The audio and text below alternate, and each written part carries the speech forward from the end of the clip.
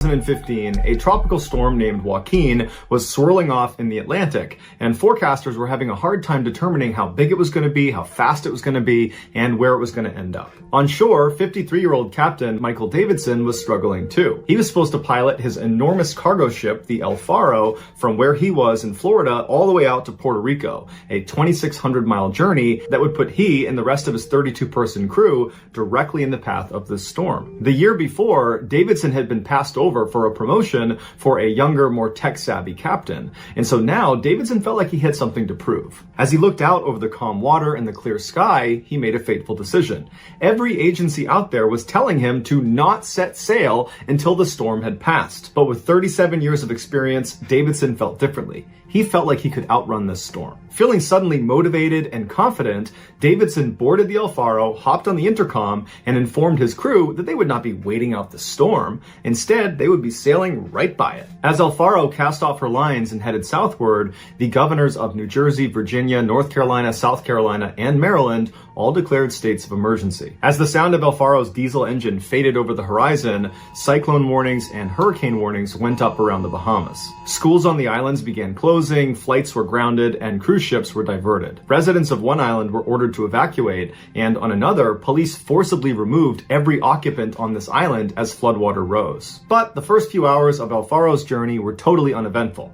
But as they got closer and closer to the storm, the wind picked up and the waves grew dramatically. By nightfall, the ship was rocking so aggressively side to side that it made sleep almost impossible. By the following morning, the rain was so intense, the visibility was basically zero, and the waves were now so massive that none of the crew dared go out on the deck in fear of being swept overboard. The ship's navigator told Captain Davidson that he thought the storm was a lot worse than they were expecting, and that they should really consider turning around before it was too late. Davidson and the navigator were not the only ones up on the bridge, which is where the ship is actually steered from. There was also a black box that was anchored up on the wall behind them that recorded all of the conversations that happened up there. And the black box would record increasingly anxious conversations between the crew and Davidson as they voiced their concerns about the storm. But Davidson was totally unfazed. He was adamant that the storm was not going to get any worse than what they were seeing right then and there. And even if it did get worse, they were never going to be actually in the storm's eye, and so they weren't in any real danger. But to reassure his crew, he ordered his navigator to make a slight right so everybody on board saw they were taking a wider berth around the storm. One of the crew members, a 34-year-old woman named Danielle Randolph, was not reassured by this slight right. She was a hard worker from a military family and always followed orders,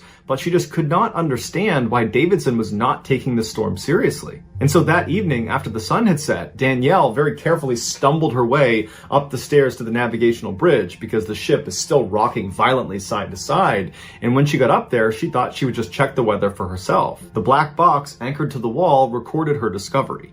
The El Faro was not going to sidestep the storm. It was sailing directly into it. You can hear the fear and surprise as Danielle turns to Davidson and says, "We're sailing right through the eye." There was a silence on the recording as Davidson must have looked down at the computer screen that Danielle had pulled up to show him the storm and their course that was going right into it. And Davidson, after he realized his mistake, has this very eerily calm tone where he says to the navigator, "Okay, I need you to make another slight right." And he assured everybody on the bridge that that would be enough, that that would fix this mistake. But Danielle was not buying it. And so as professionally and respectfully as she could, she says to her captain, "This is a really bad idea. We really need to turn around right now. It's getting to the point where it's going to be too late and we won't be able to turn around." But Davidson wasn't having it. And so he told Danielle and the navigator and the other people on the bridge that they were not in danger, that everything's just fine. This is just like the storms he had been through when he used to work in Alaska, and they would get through this one too. Davidson was so confident in his decision making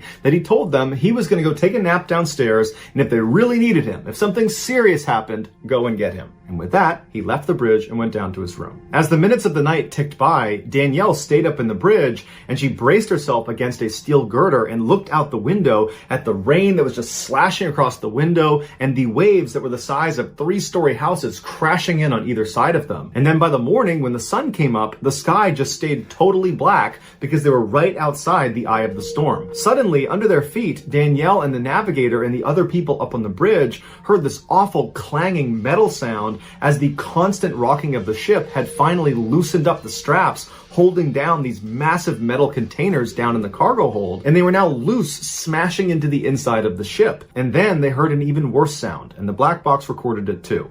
And that was the shrill of an alarm that meant Alfaro was taking on water. Danielle left the window and ran around to the radar screen to see if there was any ships in the area that might be able to help them. But when she looked, there was no blips on the screen. All the other ships had diverted to avoid this storm. Alfaro was totally alone. At the sound of the alarm, Davidson came running back up to the bridge, and you hear him on the black box, and he sounds like someone who's acting calm, but there's a tightness in his voice that he's trying to conceal the fact that he's actually probably quite scared. Because at this point, the reality was the Alfaro was now too close to the eye of the storm, and they would be unable to escape its grasp. They were going to get pulled into the eye of this hurricane. Furious with her captain, she brushed past him without saying anything, and then very carefully made her way down the stairs to her room. And the whole time she was walking, she would have been barely able to stand, because now with those loose shipping containers down in the cargo hold, the ship would rock even farther to each side, because as soon as it tilted one way, the containers would slam into the wall, driving it even farther into the water. When she finally staggered her way down and got to her door, she would have opened it up and her whole room would have been trashed. Everything that wasn't anchored down had been tossed all over the room, all of her clothes, any furniture would have been dumped all over the room. But she didn't care about any of her stuff on the ground. She only wanted her laptop. She found it was on the ground, she picked it up, she put it on her desk that was bolted down, and very carefully she opened it up and she opened her email. As the alarms are shrieking in the background and she can hear the sound of these shipping containers smashing into the inside of the cargo hold, she writes this note to her mother where she tells her the winds are really bad and it looks like they're sailing right for the center of the storm. And she's about to hit send when she stops for a second, she looks at her computer screen, and she adds one more line. Love to everyone. Danielle never said things like this. She was always strictly business. And so for her to put that line was an acknowledgement that this might be the last time she ever talks to her family. Shortly after Danielle hit send on that email, the ship listed hard to one side and then it stayed there. The loose containers down in the cargo hold had finally shifted the ship's center of gravity. Water immediately began pouring into the lower sections of Alfaro. Danielle knew it was only a matter of time before the water reached her, and so she leapt out of her room and ran down the hall, which was now sideways. She got to the stairwell and climbed her way up to the bridge. As soon as she got up there, all the people on the bridge were holding onto the center console so they didn't fall up against the wall, and she heard Davidson ordering the navigator to turn the ship into the wind. It was a last-ditch Hail Mary effort where Davidson believed the wind was so strong it would blow the ship back upright. If this didn't work, the ship was going to sink. And so the navigator began desperately turning the wheel, the lights inside of the bridge began to flicker, and the engines growled and vibrated as it churned, trying desperately to get up and over this enormous wave. But as they were just about to crest the top, the engines completely died and it went silent in the bridge. And so now that Alfaro is without power, it's just sitting idle in the middle of the storm, and it's getting smashed by these 3-story high waves, and it begins to force the nose of this giant ship to go under and stay under. Davidson breaks the silence by hitting the emergency beacon that notifies the Coast Guard, and then he screams to everybody on the bridge to go downstairs and wake everyone up. We have to get off this ship. On the black box, a new sound is heard, the abandoned ship alarm. At this point, the black box faintly picks up Davidson screaming from somewhere outside of the bridge for people to get in the rafts, get off the boat, get in the water. By this point, the back of the Alfaro would have been off the water, and the nose would have been almost pointed straight down. And so Davidson is heard coming back up into the bridge, but at this point, the bridge is sideways. It's looking straight down at the water. And it's clear there is another crew member that is stuck inside of the bridge, and he's yelling out to Davidson, Cap, you gotta help me. And Davidson is trying to find him, and he's yelling for him to come to him. And the man tells him he's stuck, he can't go anywhere, he's a goner. And Davidson, with the final words uttered on this black box, would yell to this man, I'm not leaving you, it's time to come this way. And then the black box would cut out because the black box was now underwater. For 3 days, searchers could not even get close to the Alfaro wreckage because of the storm. But when they did finally get there, all they could find were 3 life rings, 2 life rafts, and the starboard lifeboat that had been crushed on both sides. A Coast Guard helicopter found a body floating around some of this wreckage, but when they went down to retrieve it, it slipped under the water. 5 days after Alfaro's last frantic plea for help, the Coast Guard declared the ship had sunk and everyone on board had died. So that's going to do it, guys. If you found the secret in today's episode, let us know in the comments what it is and where you found it, so give us the timestamp. And if you're the first to do that, we will pin you at the top of the comments section. If you enjoyed today's video and you haven't done this already, please raise the like button's office chair all the way to the top and then break off the handle. Also, please subscribe to our channel and turn on all notifications so you don't miss any of our weekly 3 or 4 video uploads. If you want to get in touch with me, you can direct message me on Instagram or on Twitter. My username for both platforms is the same. It's JohnBallen416. I also have a ton of content over on TikTok where my username is MrBallen. I also have a second YouTube channel called MrBallen Shorts where I post short videos. If you have a story suggestion, please submit it to our subreddit just called MrBallen. It's linked in the description below. So whether I see you on Twitter, Instagram, TikTok, Reddit, YouTube, or some combination, just know that I really appreciate your support. And until next time, that's going to do it. See ya. 2002, 36-year-old Boyd Taylor was single, he had no children, and he lived with his divorced father, Robert, in a small bungalow in the northern England countryside. In addition to living with his father, Boyd also worked for his father. His father, Robert, owned a small construction business, and so the father-son duo built houses in the area. While Boyd might have envisioned his life turning out in a different, more exciting way, he didn't seem outwardly unhappy about his circumstances. In fact, he seemed very cheerful, both at work and when he was at home. But despite his cheerfulness, his father, Robert, was still pretty concerned about him, because every time Boyd had some time off from work and was just at loose ends, he wouldn't go out with his friends. In fact, he really didn't have any friends and wasn't even trying to make any friends. Instead, he would just sit in his room all day and be totally by himself. Now, Robert knew his son was naturally a bit of a loner and always had been, but a part of him hoped that his son would just start going out and meeting new people, or at the very least, develop some sort of hobby that could occupy his mind. In late September of 2002, Robert was walking down the hallway of their bungalow when he passed by his son's bedroom door, and it was shut, and as he walked past, he heard inside of his son's room the sound of his son sawing some wood. And so he stopped for a second and he just listened, and when the sawing stopped for a second, Robert just knocked on the door. He was curious. He wanted to know what his son was doing. Boyd, instead of coming over to the door and opening it up and talking to his dad, instead just paused for a second and then said, "What is it, Dad? What do you need?" And Robert would say, "Well, I heard sawing and I just wanted to know what you were building." And so Boyd pauses again and then just says, "Well, I'm working on a woodworking project." And so Robert's like, "Well, can I poke my head in and actually see what you're building?" And Boyd, again, without opening the door, just tells his dad very politely that he wants to be left alone.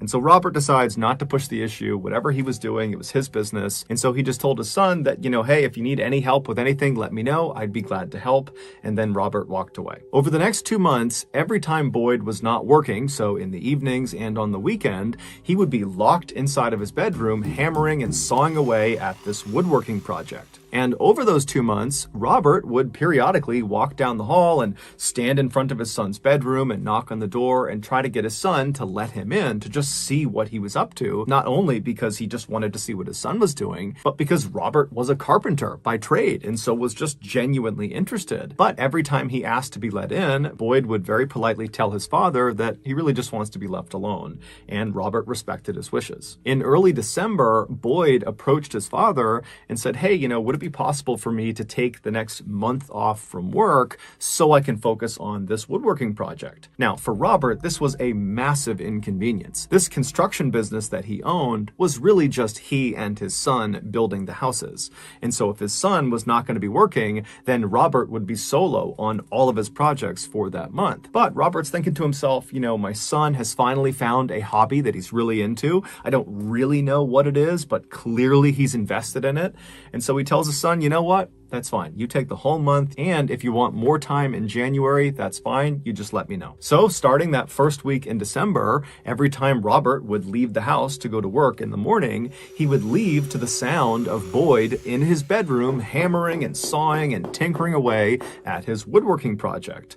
And then several hours later, when Robert finally came back home, he'd walk into the house and the first thing he would hear is his son still in his bedroom, still hammering and sawing away. When December finally ended and Robert expected his son to be done with his project and to finally show him what he's been working on, Boyd approached him and said, "Well, Dad, I'm not quite done with the project. I need about 2 more weeks." And so Robert said, "No problem. We'll talk in 2 weeks." So December rolled into January, and Boyd just continued to work all day long inside of his bedroom. Then on the evening of January 7th, Robert was home. He was watching TV in the living room, and Boyd was hard at work in his bedroom right down the hall when Robert decided he was tired and he was going to go to bed. So he stands up, turns the TV off, he leaves the living room, he goes down the hallway with his son's room on the right, and as he passed, he can hear his son at work, and he kind of yells to his son that he's going to bed, and then Robert goes into his bedroom, crawls into his bed, and falls asleep. At 3:30 a.m. the following morning, Robert is suddenly awoken by this incredibly loud crashing sound somewhere in his house. Robert's first thought was the chimney must have collapsed. That was how loud the sound was. And so he leaps out of his bed, he runs out of his door, he goes down the hallway, past his son's room, into the living room, and he looks at the fireplace, which is in the TV room, and clearly the chimney has not collapsed onto itself. And so he's standing there thinking, what else could that sound have been? And then he's thinking to himself, well, did I really hear that sound, or was that sound in my dream? And I kind of thought it was real, but it really wasn't. And so just to be sure, he walked all around the house, kind of seeing if there were any signs of something big falling and crashing on the ground, but the house seemed totally in order. And so he walked back down the hallway towards his bedroom, and he stopped right outside of his son's room, and he considered knocking and waking his son up to see if maybe he had heard this loud sound too. But when he listened to the door, it was quiet inside, so he figured, you know what, my son's asleep, I'm not going to wake him up for this. And so Robert just went into his bedroom and he went back to sleep. A few hours later, Robert got up and he left his bedroom. He went into the kitchen and he made himself some food. And as he's preparing his food, he's realizing that he doesn't hear the sound of Boyd working in his bedroom, because normally Boyd would be working that early in the morning, but he wasn't. And so right before Robert left to go to work that day, he actually walked down the hall and listened to his son's bedroom to hear if maybe he was at work in there, but he just hadn't heard him. But it was totally silent in the room. And so he reached down to the doorknob, thinking maybe he could just poke his head in and see if his son was on his bed. But when he tried the doorknob, it was locked. So Robert just thought to himself, okay, I guess Boyd is sleeping in this morning, and so I'm not going to bother him. And so Robert leaves the house, he gets into his truck, and he drives off to work. And then several hours later, he comes back to the house at night, and he walks inside, and the first thing he hears is nothing. It's silent. And this house in the evenings for the past several months was never quiet. Boyd was always hammering, sawing, and tinkering away at this woodworking project. And so right away, Robert's thinking to himself, maybe he's done with the project and I can finally see this thing he's been working on. And so Robert drops his stuff at the door and he walks down the hallway. He goes to his son's bedroom door and he knocks and he says, "Hey, Boyd, are you done with your project?" But he's met with silence. And so Robert reaches down again and tries the doorknob, but it's locked.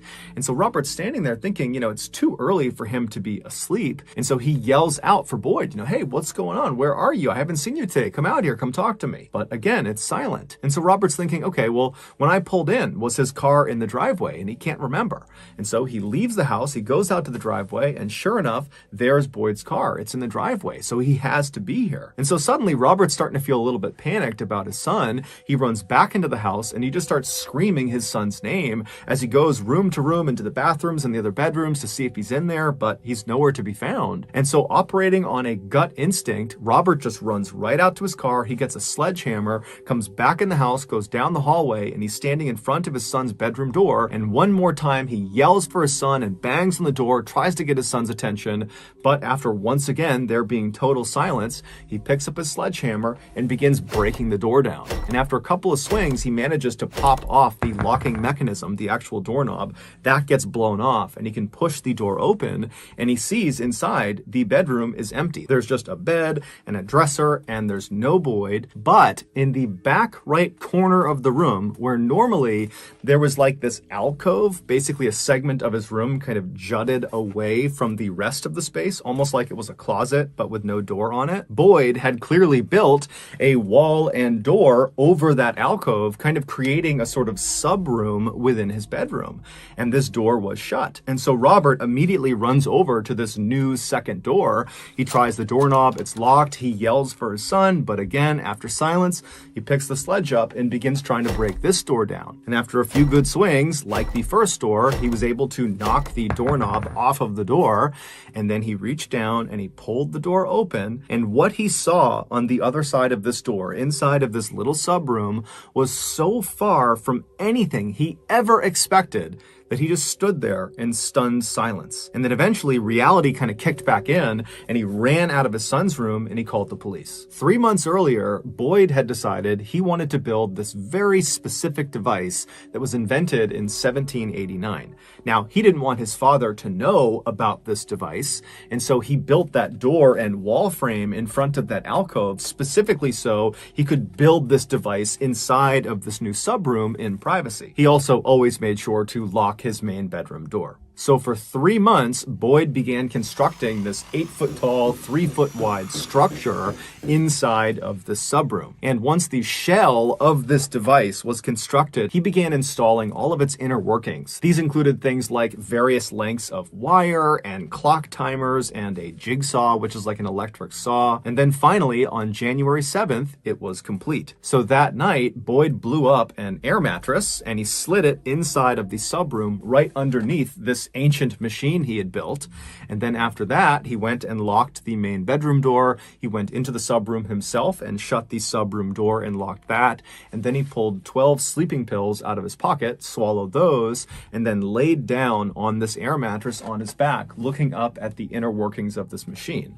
And then once he was positioned the way he wanted to, he reached over up inside of this machine and he felt around for a button that he had placed. He pressed that button, and then he put his hands over his chest and he laid there looking straight up until the sleeping pills kicked in and he fell asleep. That button he pressed right before he passed out from the sleeping pills started a timer, and when that timer went off, it would actually activate this whole device. And so several hours after pressing that button, the timer finally went off at 3:30 a.m. The first thing that happened when this device was activated is the jigsaw, the electric saw, began sawing this wire. Now the wire had been very intentionally placed against the teeth of this jigsaw, and so it's cutting this wire, and this wire is supporting this weighted down heavy angular blade that's pointing straight down.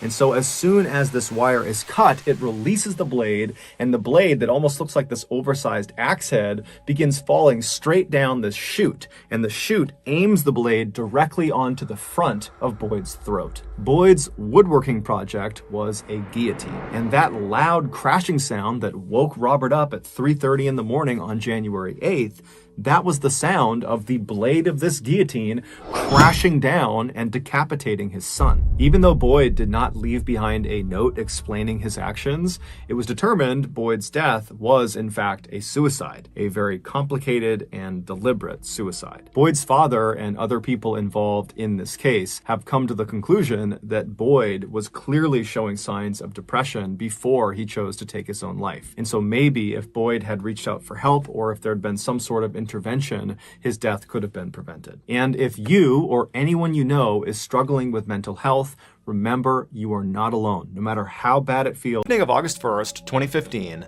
a 20-year-old man named Fraser Baloyi walked alone down a main road toward his village in the South African province of Limpopo.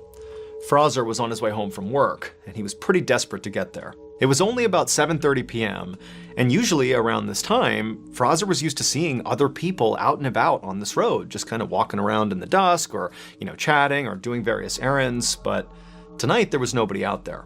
And in fact, in recent days, this area of Limpopo had basically become a ghost town. Nobody went out unless they absolutely had to, because over the last 10 days, over 20 people in this area had been brutally mauled. The victims had all insisted that the creature that had mauled them was some kind of four-legged demon, and they had begun calling it the Beast. Now, Fraser considered himself a pretty level-headed person who did not necessarily buy into the hype around this beast. He figured it was very likely just a dog. But still, he didn't want to get attacked. And so as he walked down this vacant road, he periodically looked over his shoulder just to make sure no dog was following him. As Fraser continued to walk along, he looked up and saw the huge forest fire that was raging on a mountain miles and miles off in the distance. A few days ago, the fire had started, and from Fraser's perspective, it still seemed to be going strong.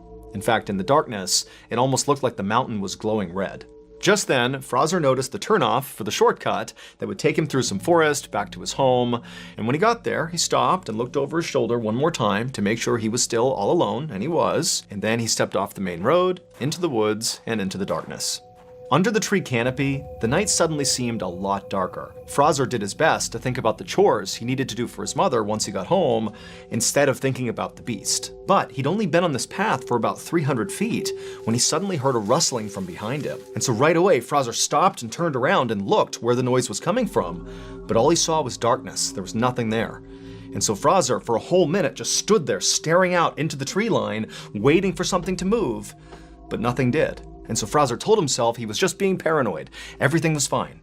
And then he turned back around and kept on walking. But pretty quickly, his walk turned into a jog. And he was almost to the end of this path, almost out of the forest. He could see his village. It was right there, when he heard noises behind him again.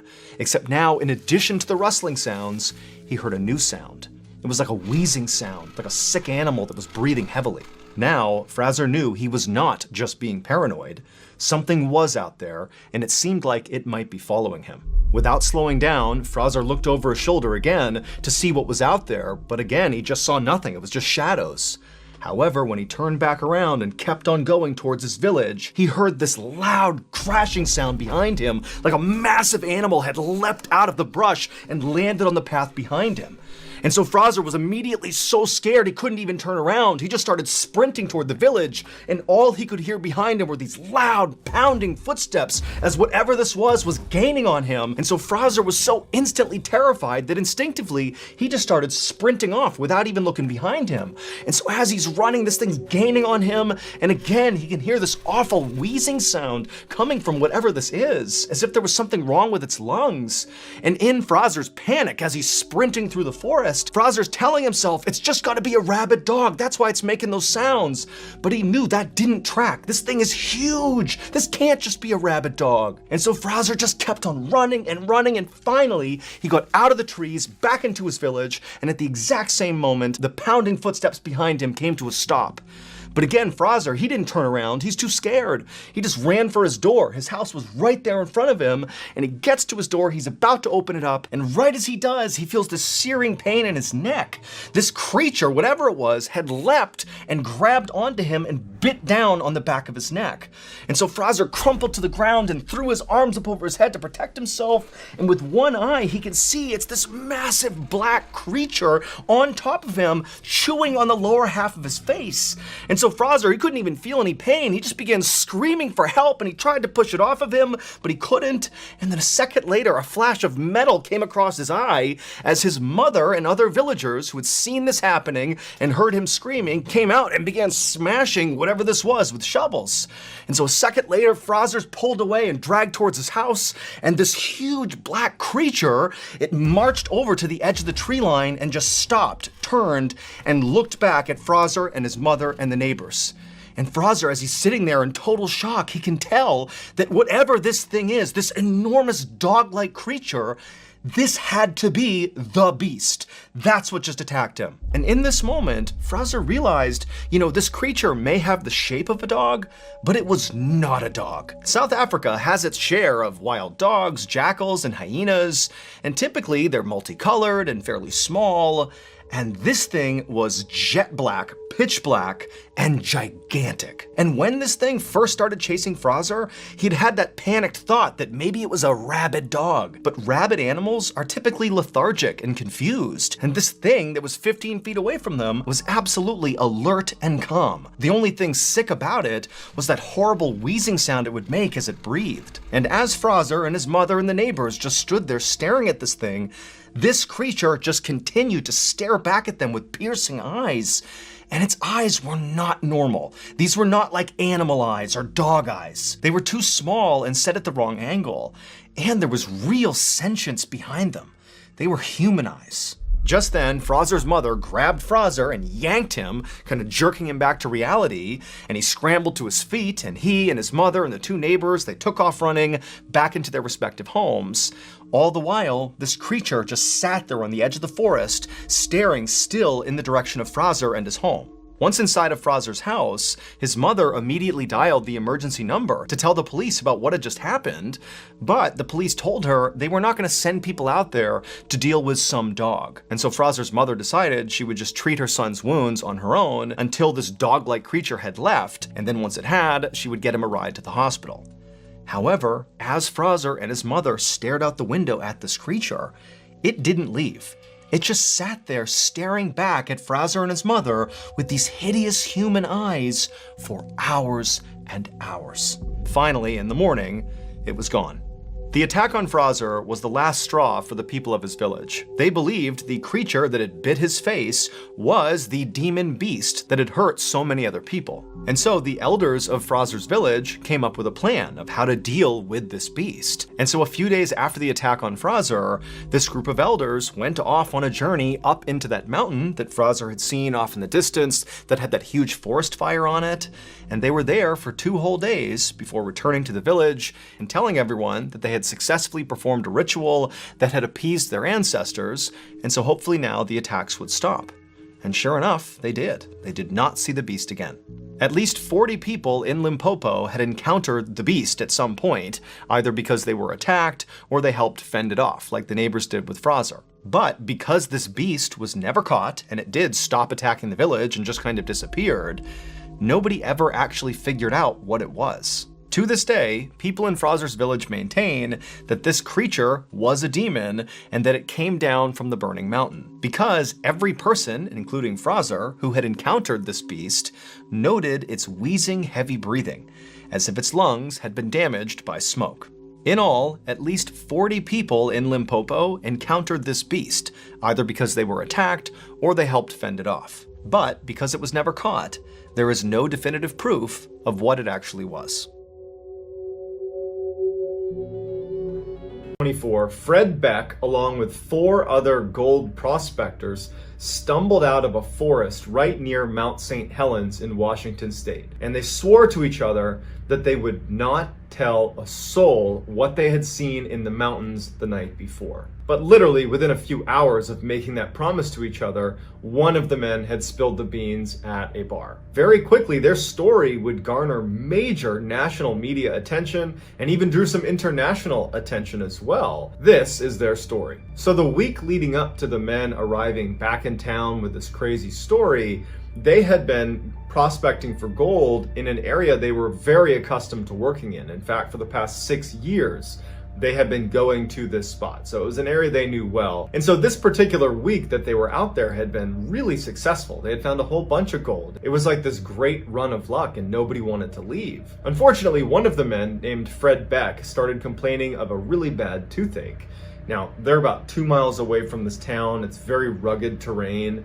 It's not safe for someone to travel alone in case something were to happen. And so Fred needed one or all of these men to come back with him. None of them wanted to leave, but they were willing to compromise. And they said, let's stay here today, and then we'll leave first thing tomorrow morning. And so Fred didn't really have much of a choice, and so he agreed, and they spent the rest of the day prospecting for gold. When the sun started to go down, the men decided it was time to pack it in and head to their cabin. Now, because these men had worked in this area for the past 6 years, they had actually built a small log cabin centrally located in this area so they could just crash out there and continue to work and not need to commute out of the town. The cabin, though, was not built for comfort. It was built entirely for practicality.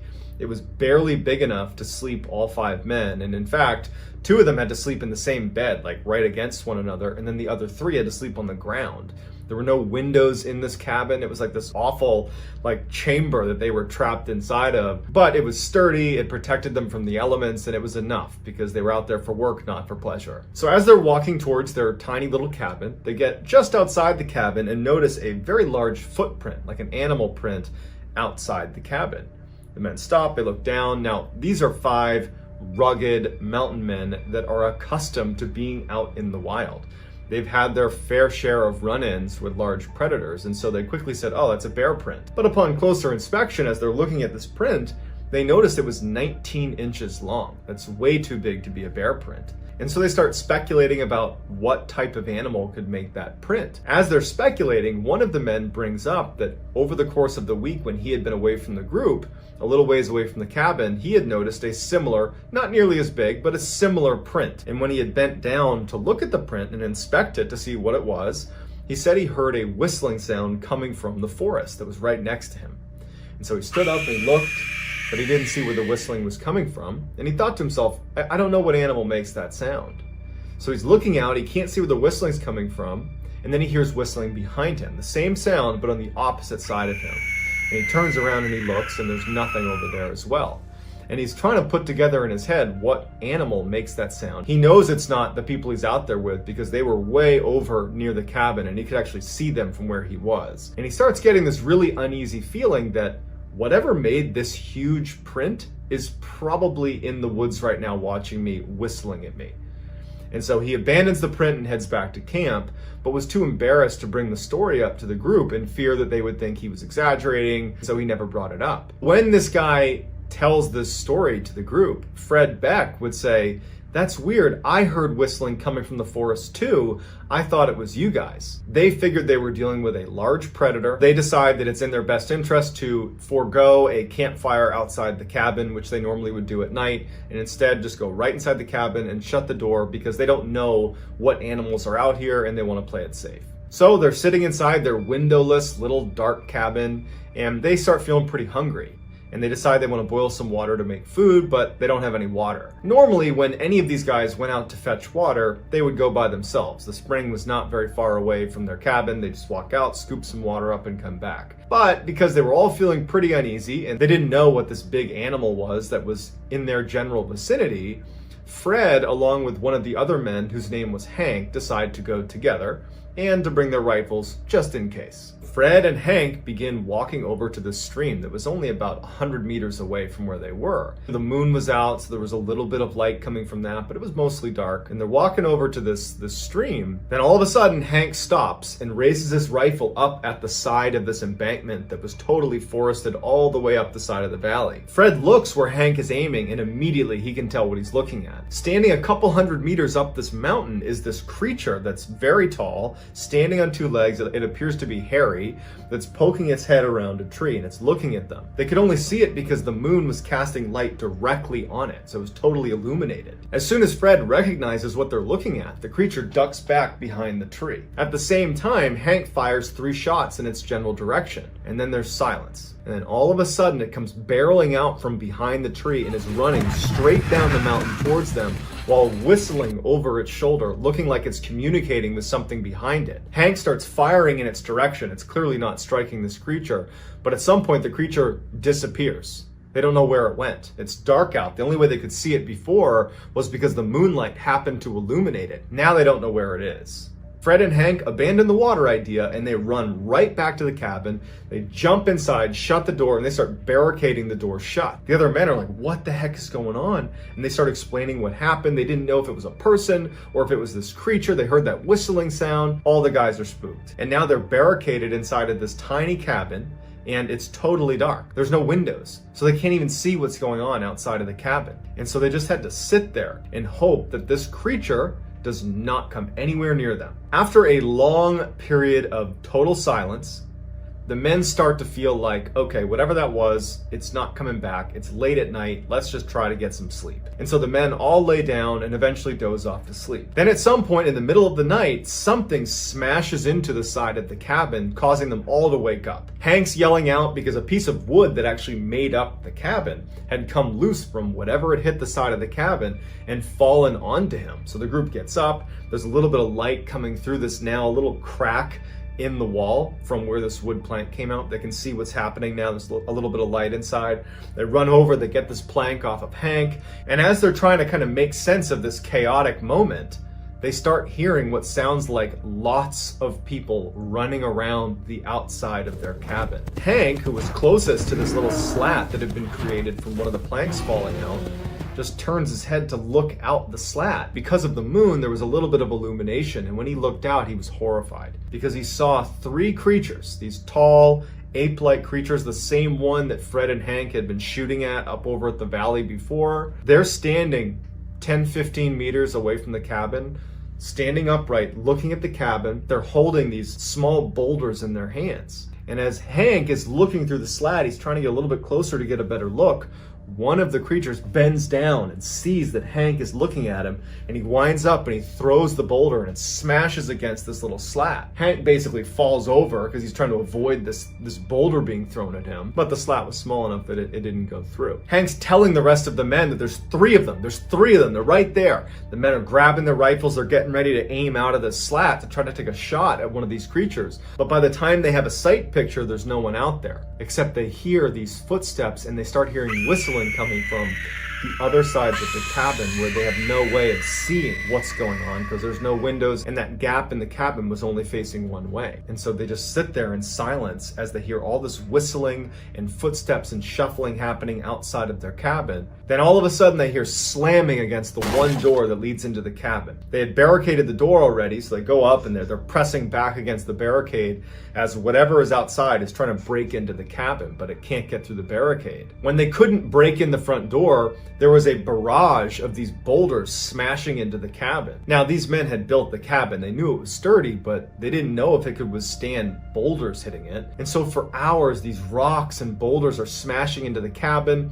They never see them again through that slat. They kept periodically looking, and there was never any creatures that were on that side. It was like the creatures knew that they could be seen on that side, but couldn't be seen elsewhere. Finally, it just stops, and they sit down in the middle of the cabin. Fred was sitting in such a way that he could actually see the slat in the cabin that was now open and exposed. And as he's sitting there, Fred is horrified when he sees a hand slide into the cabin.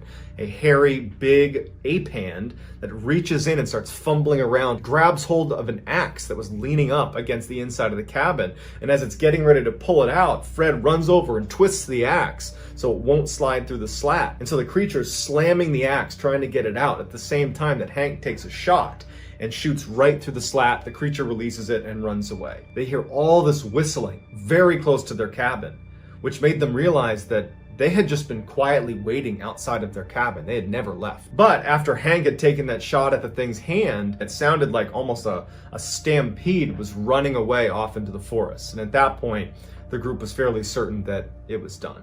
The next morning, when they saw through that slat in their cabin that the sun had finally come up, the men packed only the bare necessities. They got their weapons. When they finally opened up that door, all over the ground, all around the cabin were these rocks that clearly had been thrown at the cabin. The cabin itself had obviously withstood the barrage, but there was gash marks and slashes all over it. Feeling very lucky, the men start making their way out of the valley, and they make their way all the way back to town. And after the story kind of went viral, loads of people went out there to try to find these creatures, but no one ever could. Mike Woolley decided he wanted to go deer hunting in his hometown in Louisiana. It was a cold day, it was great conditions for a hunt, and Mike had a deer stand that was set up about 1.5 miles down this old logging road that no one really used. He would take his truck and he would drive about halfway down that road, and then he'd get out and he would walk the remaining, half mile, 3/4 of a mile to his deer stand, because if he drove his truck in, he would scare away all the deer. He made it to his deer stand by about 3 p.m. that day, and he'd only been there for about 30 minutes when all of a sudden this young doe comes running across and stops right in front of his deer stand. The doe lays down and is clearly exhausted, and Mike would say that it looked like something was chasing it, and he assumed it was some huge buck. And so Mike's getting ready for this big buck to emerge when out of the corner of his eye, he sees something pretty big jump out of a tree. And he kind of turns his head and looks, and it's not a buck. It looked like a gorilla. He thought, okay, a gorilla must have gotten out of the zoo. But then he's thinking to himself, there isn't a zoo around here, and there's no circus around here, so it can't be an escaped gorilla. And then he was like, okay, someone must have put on a gorilla suit to stop me from deer hunting. They're out here to try to get me to leave this spot. They're anti-deer hunting, and so they're here to screw with me. And so Mike, believing that was the case, he starts yelling to them, take off your mask. This isn't okay. This isn't funny. I have a license to be here. You can't be here. You need to leave. Get out of here. And so this thing that he believes is a person wearing a gorilla suit just completely does not react. It's just standing looking at him. And it's about 15 or 20 meters away from him at this time, and it's just staring at him. It's on two legs. Mike starts to feel uneasy because he's thinking to himself, if this is somebody in a gorilla suit that's trying to get me to leave, wouldn't they right now announce that and say, you need to leave? They wouldn't just stand there doing nothing. And so Mike, even though he knew it was going to probably escalate the situation, raises up his rifle in the direction of this person to use his scope, to basically zoom in on this person and get a better look. And when he raises his rifle and he zooms in, he immediately knows that this is not a person wearing a mask. Steam was coming off of its face like it had been running. I mean, it was 30 degrees outside. And he said he could see its nostrils flaring like it was out of breath, or that perhaps it was angry. He didn't know. Even though it wasn't a person wearing a mask, it looked very human-like because it had human teeth, flat teeth. It had, he said, human eyelashes. And just the general structure of its face appeared to be human. And he thought to himself, is this a feral human? Is that possible? Is this a person that has been born and raised in the wild? And so as he's pointing the weapon at this creature, looking through the scope, just totally dumbfounded. Mike has no intention of shooting at this point. He really just wanted to stare at it. The creature roars, and Mike describes it as like a lion's roar. This thing was suddenly really upset with Mike. And Mike believed later on that it was because he raised his weapon at this thing. As soon as it roars, Mike said that about 100 meters in the other direction, he hears this really loud, piercing whistle coming through the forest. As soon as that whistle comes through the forest, the creature that was still growling stops and turns its head in the direction of this whistle. And it whistles back. And so Mike, I mean, the hair on the back of his neck is standing up. He knows they're communicating, probably about him. And as he's realizing this, he lowers his weapon and he's looking at the creature in front of him who's whistling and looking in the direction of this way. And then that creature snaps back and looks right at Mike. And as he's wondering what he should do next, another creature walks out of the tree line and stands right next to the first creature. And the way it walked, it was walking like a human. It was on two legs. And they're both standing about 20 meters away looking directly at Mike. Mike is terrified. And he would say that he knew that he had to make a run for it. And so he leaps from his stand and starts running towards his truck, which is about a half mile away. And he said as soon as he did, he could tell that one of them at least started sprinting after him. And he looked over his shoulder as he's running towards the logging road, and he sees that one of the creatures is running parallel to him, easily running as fast as he is. It's choosing to stay, 5-10 meters away from him, but running in step with him the whole way. It's like it's forcing him to leave the forest. And so Mike is running, waiting to get attacked by this creature. He finally gets to his truck, he clambers inside and shuts the doors, and he looks out of his window and he sees the creature just standing there looking at him from the trees. He looks in his rear view and he sees that the other creature had also been running after him on the logging road, that the two of them had basically herded him to his car. It was an intelligent move. Mike believes that because he raised his weapon at that first creature, that triggered a series of events that led to them chasing him out of the woods. He said that he was the aggressor, not the other way around. We don't know if either of those stories are true, but certainly they are terrifying. So I'd love to get your reaction to these two stories in the comments. Are these total fabrications, or is there some truth to Bigfoot, and these stories are just evidence of that? If you enjoyed today's story and you want to hear more like it, I would encourage you, if you haven't already, to steal the like button's phone and turn off all their alarms so they're late for work tomorrow. Also, subscribe to this channel and turn on all notifications so you don't miss any of my weekly 3, 4, even 5 video uploads. Every year, dozens of people, hikers, hunters, backpackers, will go off into the wilds of North America and then come out again claiming to have seen Bigfoot, the 8 to 10 feet tall, intelligent, bipedal, hairy creature that kind of is a cross between man and beast. And there's literally been thousands of sightings of that particular creature all over North America. And despite the thousands of sightings, there's never been a substantiated claim, so Bigfoot has become an urban legend. But no matter how you feel about Bigfoot, whether it exists or it doesn't, if you read through some of the first-hand accounts of these people who claim to have seen Bigfoot in North America, some of them are horrifying. And one account that stands out to me as being the most terrifying comes out of Oregon. There's a couple hot spots all over North America where some of the most sightings of Bigfoot occur, and one of them is in Oregon. In particular, it's the northwestern section of Oregon. And that's where today's story is going to come out of, and it is Jeff Boiler's story. Jeff was a Marine. He was then a police officer, then he became a deputy sheriff, and then he ultimately became a lawyer. What really stands out to me about Jeff's story is that he strikes me as a credible, skeptical guy who, when interviewed, because he's been on a TV show called Paranormal Witness on the Sci-Fi Channel, he did a follow-on interview. He's you can Google him, Jeff Boiler's Bigfoot sighting. The way he tells the story, it's like he's not trying to dress it up. He's not trying to make it more dramatic than it really was. It's like he's just telling you what happened to him. And he's not trying to create a theory as to what it was, but rather just, here it is. Here's what happened, as I remember it. And it allows you to listen to this story and really relate to it. And it makes it that much more eerie as you listen to what happened to him. And so today I'm going to be telling Jeff's story.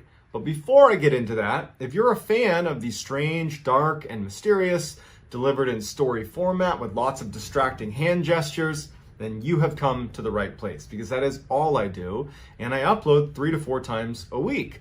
So if that's something you'd be into, I would ask you to please gently disembowel the like button, and then subscribe to my channel and turn on all post notifications so you don't miss any of my weekly uploads. All right, let's get into the story. Back in 1997, Jeff Boiler was a fit, single guy that had been in the Marine Corps for a little while, and then he'd been a police officer, and now he was looking to do something new with his life, and he had always been a huge fan of nature. He loved hiking and hunting, and so he just kind of up and decided to move to Oregon to just be back in nature. And so he goes out to Oregon. He doesn't really know what he's going to do for a job. One of Jeff's friends, who is the elected sheriff of a very rural county in northwestern Oregon, reached out to Jeff and said, hey, with your background, you were in the Marine Corps, you were a police officer, would you want to be one of our deputy sheriffs out here in northwestern Oregon? And Jeff's like, wow, great, and took the job. So after being on the job for a couple of months, Jeff is really happy. He loves his job, and he gets off one day from work pretty early, and he steps outside, and he would recall that it was like one of the most beautiful days he had seen in recent memory. It was just this gorgeous day, and even though initially he was planning to just go home, he was like, you know what? I'm gonna go on a hike. He wanted to go to this fairly hard to access section of the woods that was a little ways up the mountain where 20 years earlier he had actually buried one of his very close friends. And so he thought, you know what, today I'm gonna make that trip up to his grave, I'm gonna pay my respects. That's a good way to spend such a beautiful day. So he hopped in his Jeep and he started driving over to the woods that would take him up to this gravesite. It was an unmarked trail, but he had a map, he knew where it was, so he headed over. Now, Jeff was highly competent in the wilderness, but it needs to be said that he was basically going to be hiking into a section of the Cascade Mountains that was unmarked. This is a very isolated, unmarked area. And in fact, Jeff would even say that sometimes when you would walk around this section of the Cascade Mountains, you would wonder to yourself, has anyone ever been here before? Like, this is such a wild and open expanse. Am I the first person to ever step foot here? It's a section of Oregon that is totally just wild. So Jeff arrives at the dirt lot that's right on the edge of this forest that goes up the side of this mountain. And before he steps in and starts making his way up, he gets his map out and he kind of roughly charts a course. Because again, there's no trail in here. He puts his map away and he begins walking up this mountain. He's been walking for about 2 hours and the terrain's really bad. And he decides, you know what, why don't I deviate from the course that I was on and try to get to a more open area that might be able to kind of bank around to get up to the gravesite. He looked on the map and he could see that parallel to where he was going up this mountain, there seemed to be a strip of clearing where it might be easier going. It would require a bit of work to get over to it, but once he was there, he believed he could get up to the gravesite. So before he makes that movement over to the clearing, there was a stream running right next to him, freshwater stream, and so he just bends down, he splashes some water on his face, he gets a drink, and before he actually starts moving towards this clearing, because now he's deviating from the path that he intended to take. and this is an unmarked trail. So he knew that he would need to be really certain where he was going. He didn't have a GPS, this is 1997. He just had his map and compass. So he pulls out his map one more time, he looks at where he needs to go, he closes it up, and so he pulls out his compass and he takes what's called an azimuth, which basically is a way to make sure you're going in the right direction. And so he pulls the compass up to his eye, and as he's looking, he sees just to the right of his viewpoint, about 20 feet above him, there is a tree and a boulder, and behind that tree, someone is watching him. And so he lowers his compass and he just kind of glances over, and he can tell that it's clearly a figure. It's got two eyes in its head and it's looking at him. And he's not immediately scared. He thinks that this is a person who's kind of poking their head around a tree at him. And it's daylight. He knows he's out in the middle of nowhere, but he's looking up at it, and he involuntarily cocks his head, like, huh? And this thing cocks its head. It's mimicking me. It steps out from behind the tree, and it's this huge, human-looking figure that looks very hairy. It's like 8 foot tall. And Jeff's looking up at it like, that's not a human. And so, not really sure what it is, he instinctively reaches for a sidearm, but he can't get it out of its holster. And he's like fumbling with it, and he's keeping his eyes on this thing that's, maybe 50 feet away from him, 20 feet up on this rocky outcropping. He can't get it out. And the figure's just looking down at him, and it's still got its head cocked to the side. He finally looks down to free his pistol. He draws the pistol, but the creature's gone. And he's like, I gotta get a better look. There was a tree that was pretty high that had a bunch of low branches that he could climb up. That would, if he climbed up maybe 15 or 20 feet, he could probably look over into this rocky outcropping. So he starts climbing up this tree, and he looks, and he's now level with that rocky outcropping, and he's looking out, and it stretches off quite a way. It's just a whole stretch of forest right there. And he's looking, and he can't see or hear anything. And he's starting to wonder to himself, like, did I really just see that? Is my mind playing tricks on me? Am I hallucinating?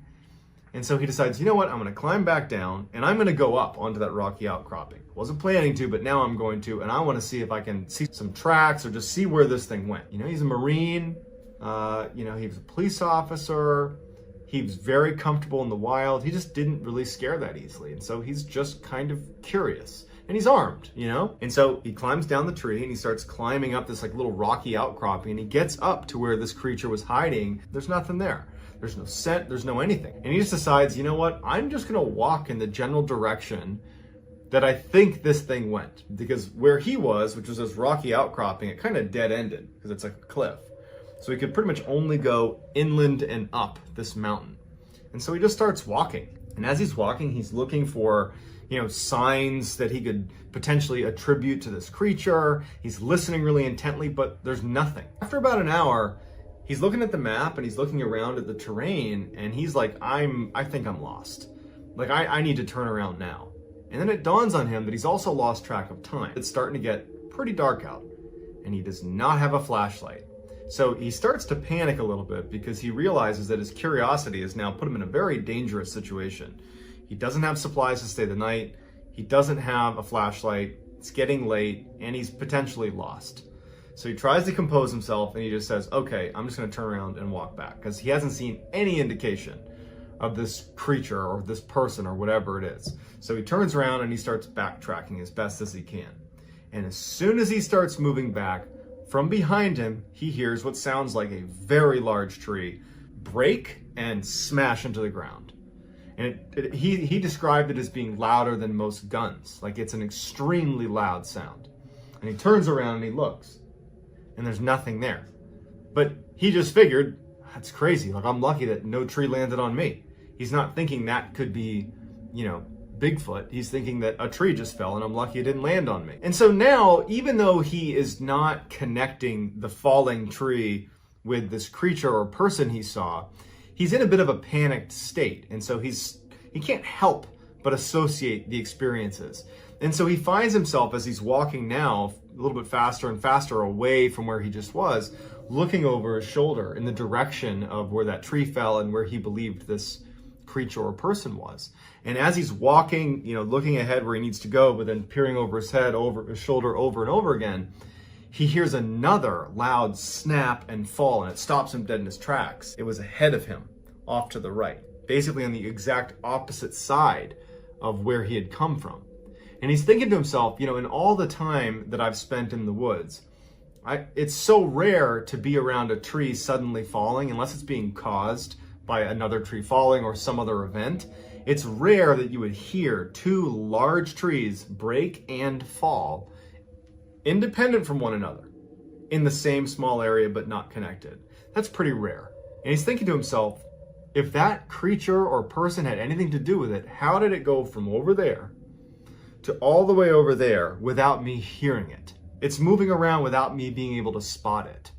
And so the hair on the back of his neck stands up and he's starting to feel very uncomfortable. He's being hunted. And so he keeps on walking the path, but begins to veer off away from the second snap that he heard. He figures, I'm just gonna split the difference and kind of go a little bit to the left and avoid that falling tree, still keep my distance from this falling tree, and just get down the mountain as quickly as I can. And so as he starts moving in this kind of slightly new direction, he hears a third falling tree. And now it's back on his left side, closer to that first one he heard, except it's closer to him now. He turned around and he couldn't see the result of a large tree falling. He certainly heard it, but he's looking and he can't see anything. And he's thinking to himself, like, 3 falling trees, that is not innocent. Something is knocking over these trees. And I think it's that creature I saw. And even worse is he's thinking to himself, is this creature using these trees to signal to other creatures where he is? Is he being tracked? It's getting closer to him without giving away its own position. He really believed he was being hunted. And so he starts sprinting down the mountain. And as he's running, he's hearing snap, fall, snap, fall. These massive trees are being knocked down on his left and his right side, like you have 2 hunters basically following him, or it's the same one that apparently can move around in the wilderness without being spotted. And he is absolutely terrified. He's running down the mountain, he's falling, he's getting smashed up every time he falls. And he finally, after about 30 minutes of just running straight downhill with these crashes getting closer and closer and closer to him, he reaches this clearing and he stops abruptly because there's an animal in the middle of the clearing, and it's a deer. And the deer doesn't seem fazed by Jeff. The deer sees Jeff, looks behind Jeff, just off to his side, and it tilts its head back and then turns and sprints away. It wasn't running from Jeff. It was running from whatever was right behind Jeff. And Jeff stops and he starts turning his head in the direction of where the deer was looking, and he can't see anything. And as he's looking, another tree slams, smashing down right behind where he was. He takes off sprinting. He knows he's maybe a half mile from his car at this point. And now, as he's sprinting through this field, all he hears is just a cascade of these crashing trees as he sprints the final stretch to his car. He pulls out his key and he starts clicking the automatic locks, and he can't tell if it's working. And he's panicking that it's not going to work in time and he's going to get to his car and it's going to be locked. And he's fumbling with his keys to open the door, and now the crashing has all stopped. And he's just waiting for this thing to jump out and grab him. He manages to open his car, jumps inside, slams it, starts it up, and peels out of there. And then he went back to his office where his sheriff was, and he told him what happened, and he felt ridiculous telling him. And his sheriff was like, I get reports like this all the time. This side of the Cascade Mountains, in that very remote section that you were in, we get reports like that all the time. I believe you. If you want to file a report, go for it, but chances are good it's never going to be followed up with. This is just a phenomenon of being out here in the wilderness. Some people believe it, some people don't. Decades would go by and he would finally share his story, which is why we're hearing about it now. But when he tells that story, if you watch it on Paranormal Witness, you're listening to it like it happened yesterday. This has stuck with this man, and it's clear it had a profound impact on his life. So while there's never been any substantiated claims of Bigfoot actually existing, some of these reports are eerily similar to one another, and some of the people detailing these sightings are people like Jeff, who really has no reason to lie or embellish. He doesn't really stand to gain much. In fact, he stands to lose, because he could be labeled as kind of like a kook for believing that Bigfoot chased him. So the way I like to look at stuff like this is just to keep an open mind. We don't know half the stuff that's in our ocean. We barely know anything in the universe. What's to say that there isn't some creature like Bigfoot that's managed to evade, legitimate proof that it exists? I think it's certainly possible. It doesn't mean that I fundamentally believe it's true. It just means that I retain an open mind. But I want to know what you think chased Jeff through the woods. Was it Bigfoot? Was it something else? Or was this just some hoax? And if it was a hoax, are all the other sightings hoaxes too? And if you haven't already, if you enjoyed this story, if you would please gently disembowel the like button and then subscribe to my channel and turn on all post notifications so you don't miss my 3 to 4 weekly uploads of stories that are like this, strange, dark, and mysterious. So thank you all very much for tuning in. I look forward to reading your comments. If you want to get in touch with September 25th, 1978, a Pacific Southwest Airlines Boeing 727 jet airliner entered San Diego airspace. Like all PSA aircraft, Flight 182 had a whimsical black button nose and smiley face painted underneath the cockpit. These so-called grinning birds were synonymous with the company's self-promoting ad campaign about them being the world's friendliest airline. But the airline was often criticized for being too friendly with their super low airfares, their kind of comic banter that the captains would employ through the intercom to passengers, and their female flight attendants who wore miniskirts and were instructed to make nice with the male passengers. Because the weather was clear, air traffic control directed Captain McFerrin and First Officer Fox to switch from instrument flight rules to visual flight rules procedures and to begin their final descent. Visual flight rules refers to pilots using their eyes to guide the plane. It's done when they're flying low, the weather's clear, and they can see the ground. At 8:59 a.m. that morning, as PSA Flight 182 descended down to 4,000 feet, air traffic control advised them of a Cessna, which is a small plane, that was ascending in their direction. Fox responded that they saw the Cessna, and so air traffic control came back and said to maintain visual separation. Maintain visual separation meant that despite ground radar-based controllers who could provide vertical and lateral separation criteria, the burden for maintaining separation fell solely on Captain McFerrin and his crew. In layman's terms, air traffic control was telling them, don't lose sight of the Cessna. Inside the Cessna was a flight instructor named Martin Casey and his student, who was a United States Marine named David Boswell. As this little plane ascended, air traffic control informed them that PSA 182, who was right in front of them and slightly above them, they were on their descent. However, they had the Cessna in sight. As a result, the men inside of the Cessna did not take it upon themselves to actively begin looking for this jet. They assumed the pilots of PSA 182, who had them in sight, would avoid them. Back in PSA 182, there seemed to be some confusion in the cockpit. The two pilots were debating whether the Cessna they were watching fly lower than them, past them on the right, was the same Cessna that air traffic control had told them about. And at some point they agreed, yep, that's got to be the same Cessna. And so they called in to air traffic control that it looks like the Cessna has passed us. They've flown past us on the right. Immediately after this transmission, the black box recorded the two pilots talking to each other, basically trying to convince the other that yes, that was definitely the right Cessna. But after a couple of minutes of reassuring themselves, one of them says, boy, I hope that was the right Cessna. According to later testimony by the air traffic controller who was in communication with the pilots of PSA 182 as they were on their final descent, he would say when Captain McFerrin came over and said the Cessna has passed him on the right, he believed him and he didn't think to check to make sure it was the right one. But in reality, the Cessna that McFerrin and Fox had seen was the wrong one. The real Cessna they were supposed to maintain visual separation with, the one containing Casey and Boswell, was still ascending in the direct flight path of PSA 182, except now this Cessna is in 182's blind spot below their nose, so they literally can't see each other. At 9:01 that morning, air traffic control got an alarm that PSA 182 and this Cessna are about to collide, but for some reason, the air traffic controller did not alert both aircraft. Instead, this controller only contacted the Cessna and didn't tell them this was a dire situation. They said, hey, there's traffic in your vicinity, but I'm pretty sure it's just PSA 182 and they already see you, so you're fine. So Casey and Boswell inside of the Cessna just continued to ascend. 1 minute later, at 9:02 a.m., PSA 182 flies directly over the Cessna and strikes them with their nose wheel.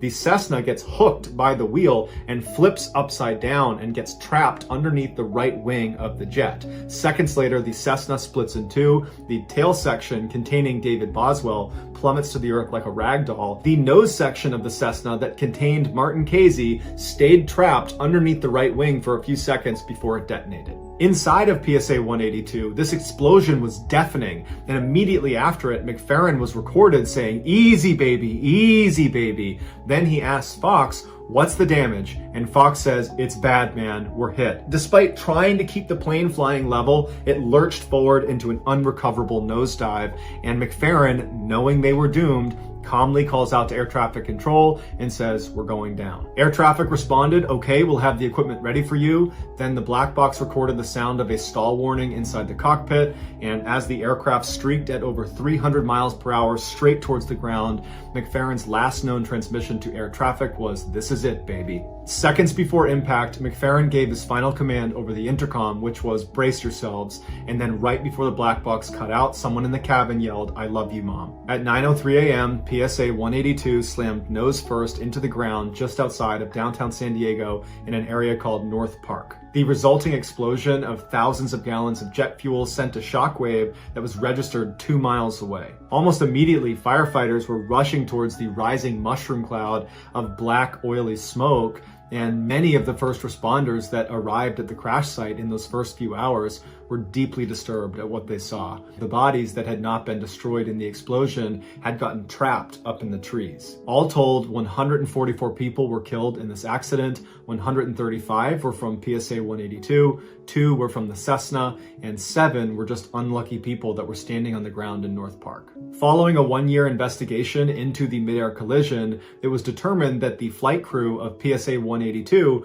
was found to be primarily responsible because there was that moment that was picked up in the black box where the 2 pilots were unsure if the Cessna that passed them was the right one, but instead of calling that into air traffic control and getting confirmation, they blew it off. The morning of the crash, a San Diego photographer was at a press event when he heard the explosion overhead, which was 182 colliding with the Cessna, and he began taking pictures, and he captured these now 2 infamous photos of PSA 182. Second girl living in the UK was home one night with her mom, and she was in her bedroom and she was flipping through her phone when she gets a text message. The message was coming from a boy she had recently met via Snapchat. He told her to go to her window and look outside because he was right near her apartment. Now, this girl did not know this boy particularly well, so it was very creepy to be told, "I'm on your property." But either way, she went to the window to look. There's no one out there. And it's late, so she can't really tell if maybe he's hiding or something. But she feels really creeped out by this, and she ends up leaving her bedroom and going into her mother's room and tells her mom, "Hey, I'm gonna sleep in here with you tonight." She doesn't tell her mom about the text message. Maybe she was embarrassed. We don't know. So the girl is laying in bed, her mom's asleep, and as she's about to put her phone down and actually go to sleep, she gets another text from this boy. "I'm in your house." She immediately wakes her mom up. She shows her mom's like, "Oh no." She jumps out of bed, every light goes on, runs downstairs to confront this person who's apparently in their apartment, but he's not there. The mother ultimately decides, after not finding anything, that, he's not here. We didn't hear anybody come in the house. The doors are locked, everything's locked. So they did another sweep through the apartment and checked every entrance, locked everything. Let's just go to bed. So they go back into the mother's bedroom, shut and lock the door, and the 2 of them go to sleep. The next morning, the mother is still sleeping. The girl wakes up a little bit early and she decides to go into her bedroom. As soon as she walked in, she would later tell reporters that immediately she felt like she was being watched. And so she starts doing a cursory check of her small bedroom. She, pulls the door aside, looks behind the door. She opens her closet, pulls her clothes aside, looking around, there's no one in there. And she's thinking to herself, that boy got to my head and I'm psyching myself out. She looks down at her bed, and she used to keep all of her shoes lined up next to her bed. And she was really OCD about how she organized her shoes. And she noticed that one set of shoes was out of place. It was a subtle thing that really only she would be able to recognize. And so she gets down on her knees to rearrange the shoes, and that's when she sees something out of the corner of her eye. Her bed was slightly elevated, and so she had a little bit of a line of sight under the bed as soon as she was kneeling. And under the bed is a face. And it's the face of the boy who had said, "I'm outside your house," and he's the same one who said, "I'm in your house." And he's smiling up at her and he's clutching his phone, looking at her. She runs out of the room. She runs to her mom's room and says, "He's in there, he's in there." The mother comes barreling in, protective mama coming in. The boy's out from under the bed. The boy, in a panic, runs to the window, pulls it open, and jumps out of the window. The boy would turn out to be Kyle Ravenscroft, and he had very quickly become obsessed with this girl. And he just wanted to be close to her. And so when she got that text message that was, "Hey, come look out your window," he was hiding.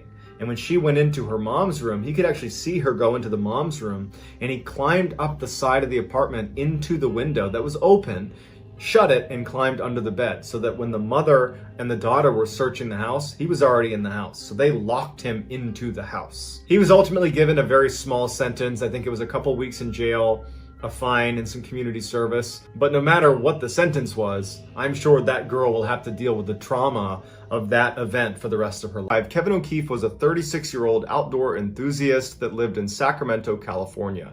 He loved being out in nature, going hiking and camping, and in fact, he had always wanted to go camping in Alaska. By the summer of 1985, Kevin was actually doing research on areas in Alaska that he could potentially go camping.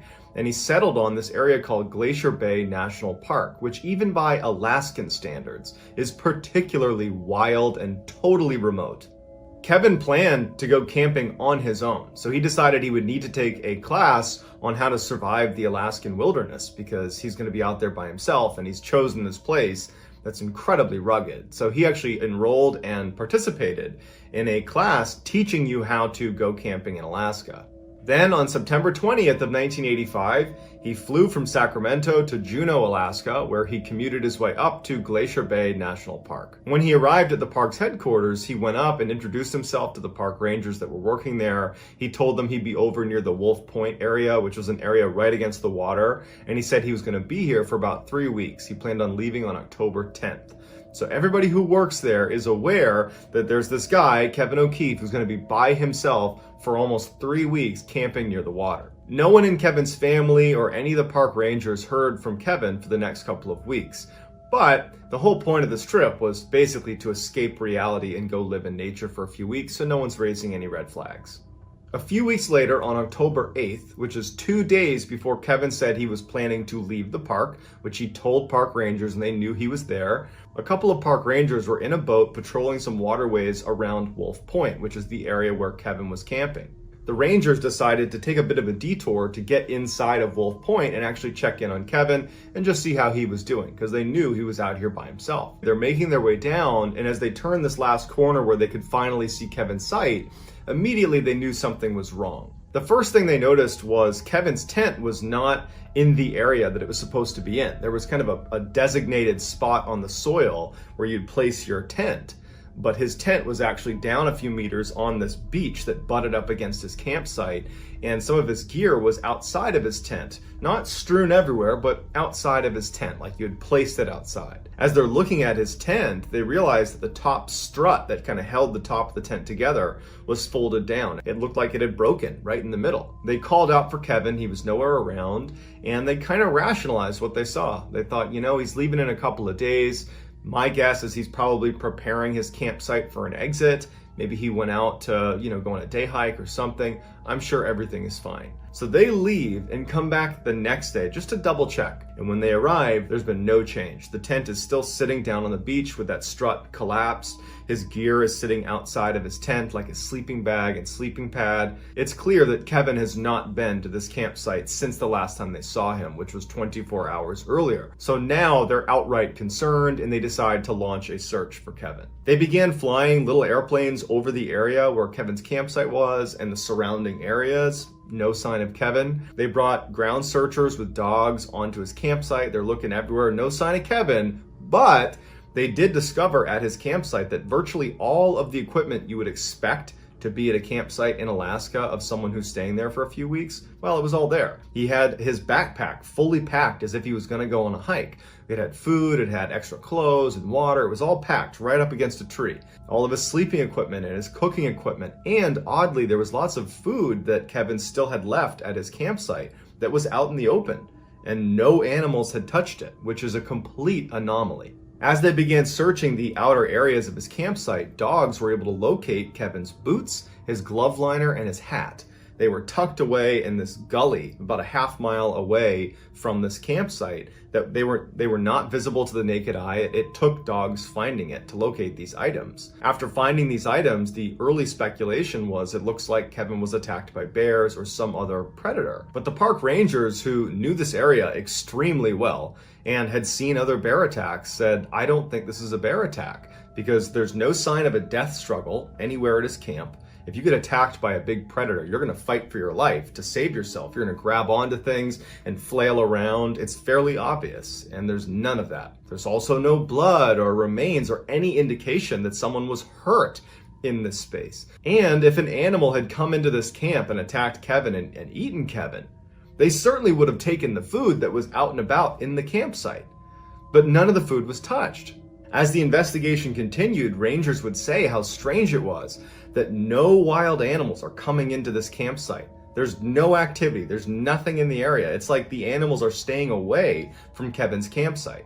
When they couldn't find any sign of Kevin, the investigators went to speak with Kevin's family and asked them, did he have any signs that he was looking to end his own life? Do you have any information you can give us about him? And they said, no, he was really happy, well-adjusted, excited about this trip. He had taken a class to prepare himself for this trip. He told us that he planned on taking a couple day hikes, but no overnights. And he had no plans to meet other people while he was there. He was just looking to be on his own in nature. But after just a few days, they had to call the search off because there was no sign of this guy. He was just gone. Knowing that all of Kevin's gear was still located at his campsite means he did not leave to go on one of those day hikes that he had told his family that he might be going on. Because going into the wilds of Alaska without your gear is a death sentence. So Kevin must have been at his campsite when something horrible happened to him. But we know it wasn't an animal attack because there was no sign of that and no animals were coming near this campsite. So if it wasn't an animal attack, then what was it that caused his tent to shift down to the beach and have his gear strewn about on the sand and have his boots and glove liner and hat be located a half-mile away in some gully?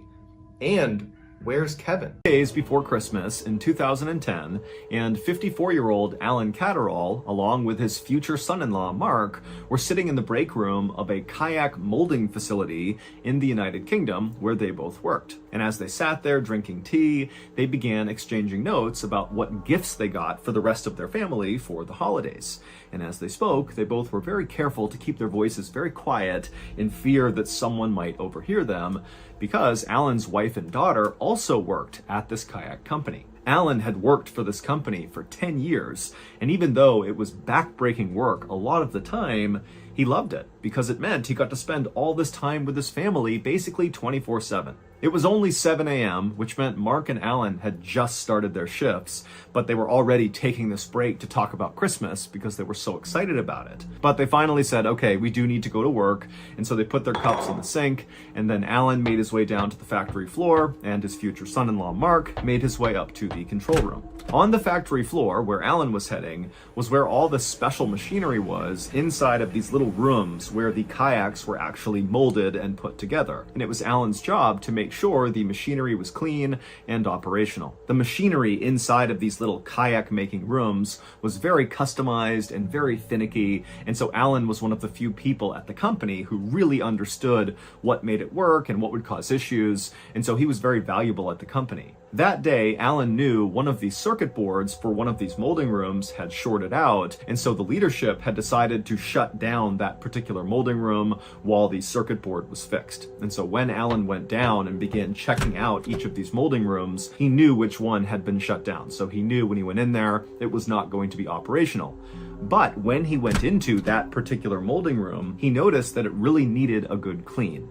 When these kayaks were made inside of these molding rooms, a lot of times the excess plastic would kind of seep out of the actual mold, and it would get caked to the walls, and it would flake all over the ground. And so periodically, Alan would clean these rooms, and he figured right now, with this one shut down, he might as well clean it. And so Alan grabbed a crowbar, and he headed into this shut down molding room, and he got to work chipping all this plastic off the walls and making a big pile on the ground to sweep out and throw away. But as Alan chipped away at all the plastic, the doors leading into this molding room shut. And so suddenly Alan was cast into total darkness because his only light before that had been coming through these doors. But that was the least of Alan's worries. He knew that if these doors were shutting, these doors were automatic, that meant that the circuit board had to have been fixed, and they didn't know he was in here. And so now this molding room must be operational, which meant he only had minutes to get out of this room. And so Alan ran to the door, and with his crowbar, he began trying to pry the doors open,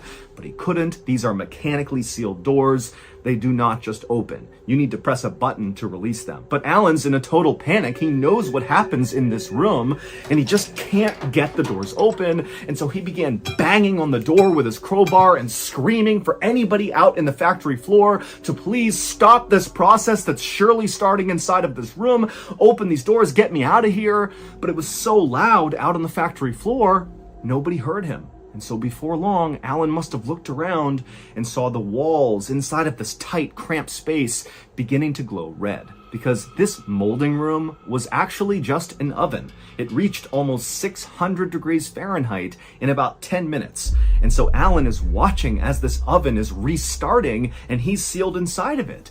And so the walls turned bright red, and then before long, the crowbar he was using to try to open the door must have become so hot he couldn't have held it. And then the ground as well would have been red hot, and his shoes would have begun to melt. And then the air temperature inside would have gotten so unbelievably hot, he couldn't have breathed. And so screaming in pain and pounding on the door, leaving his skin on the door every time he hit it, Alan eventually just collapsed to the ground in unimaginable pain as he cooked alive. Finally, when Alan caught on fire and black smoke began coming off of his body and pouring out onto the factory floor, the factory realized there's a problem with this molding room, so they turned it off, they opened it up, and they discovered Alan. It would turn out, after Mark and Alan had chatted about Christmas in the break room and then parted and gone their own ways, Alan had gone down to the factory floor and inside of that molding room, and his future son-in-law, Mark, had gone up to the control room where he would have no visibility of the factory floor. All he had was this big switchboard full of lights and switches and gauges that controlled all of the molding rooms. And not long after he got up there and was looking at the control panel, he saw a blinking light come on. And it was for the molding room that Alan was working inside of. And that blinking light meant someone had fixed the circuit board, and so that molding room now had power. And so reflexively, Mark just turned it on. And when he did that, the molding room began its restart process, which included sealing its doors and turning on the oven. And inside of that molding room, there were no safety escapes. In fact, there was really no safety precautions at all with regards to these ovens. And so as soon as Mark flipped that switch, he had killed his future father-in-law. 5 years later, the Kayak Molding Company was convicted of corporate manslaughter and fined 200,000 pounds. Also, the man who actually designed these molding rooms with no safety precautions in mind, no emergency exits, nothing, he was fined 25,000 pounds and sentenced to jail for 9 months.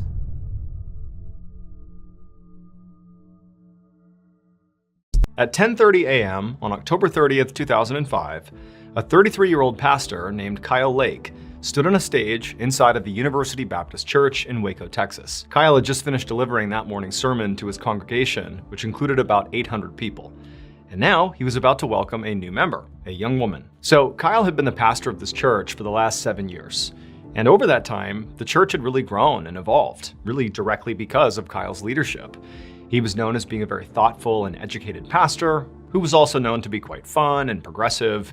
He often would play pranks on the congregation and keep things really light, even if he was in the middle of a very important sermon. And people liked that. It made him relatable. And so because of Kyle's youthful energy that he clearly gave off, he had sort of gradually shifted the congregation to being a much more young crowd. Predominantly the folks who attended the church were college kids, or roughly that age.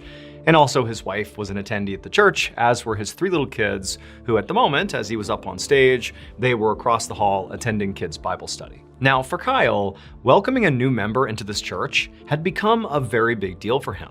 He in fact had this special ceremony he would perform for each and every new member. And really the whole congregation got behind this ceremony.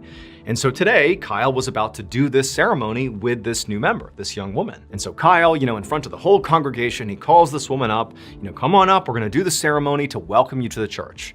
And so the woman, she gets up and she walks up to the front of the stage and she smiles, and Kyle says hello to her and sort of introduces himself, and the whole church is listening. And then Kyle, as part of this ritual, moved to the very center of the stage, where the actual ceremony was going to take place.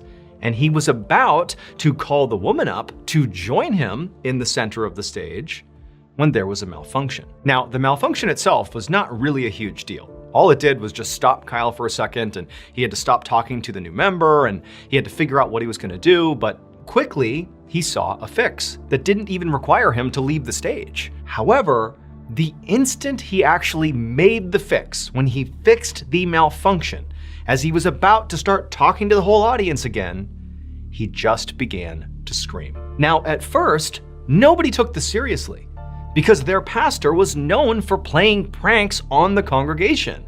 And so everybody just thought it was a prank, albeit a strange one. I mean, he's screaming at the top of his lungs, but everyone's sort of looking around like, this is a prank, right? But then Kyle's screams began to include words. He began screaming, "Help! Help me!" And at that point, it sort of clicked for the whole congregation that this was not a joke. Something was terribly wrong, even though they're looking up at him and nothing appeared to be wrong. Nothing made sense. And so immediately it was like the church spiraled into chaos and confusion. People are bowing their heads, praying as fiercely as they could, praying for his safety. Others are sprinting out of the church, not even knowing what to do. And still more were calling 911, like several people calling 911. And then by the time the paramedics showed up, it was like people still had no idea what actually was happening. In fact, honestly, the paramedics didn't. It was like, what is this? But within a few days, they were able to figure out what happened. And it surprised everyone. So the special ceremony that Kyle would perform for every new member was a baptism. And so when Kyle moved to the very center of the stage, and he actually called up the woman to join him in the center of the stage, he actually was stepping into the baptismal pool. Picture like a hot tub, waist-high water, it's warm water. And so Kyle literally stepped into the hot tub and he's calling up this woman to join him in the pool so she can be baptized. However, before this woman actually got to the pool, Kyle has this malfunction. And all it was is his lapel mic shut off. It wasn't working anymore. And because the church he was in was huge and cavernous, sound really didn't travel well. He needed a microphone to project his voice. And so he had to stop the ceremony for a second and find another microphone. Luckily, there was a stand with a microphone in it right within arm's reach. And so Kyle grabbed it. However, what Kyle didn't know was there actually was a second malfunction that had happened either at this instant or just before, but either way, there was another malfunction that he had no idea about. And that was that the heaters of the baptismal pool that kept the water warm were damaged. And as a result of this damage, the water in that pool had become electrically charged. And so the instant Kyle grabbed that microphone, he grounded the electricity in the pool. Basically, he created a pathway for the electricity to travel through his body. When he began to scream, that was him being electrocuted. Despite the efforts of first responders and the medical staff at the hospital, Kyle unfortunately did not survive. As for Kyle's wife, who literally watched this happen from the front row of the church, she watched her husband be killed. She ultimately sued the electrical company that installed those heaters in the baptismal pool, and she would settle for an undisclosed amount of money.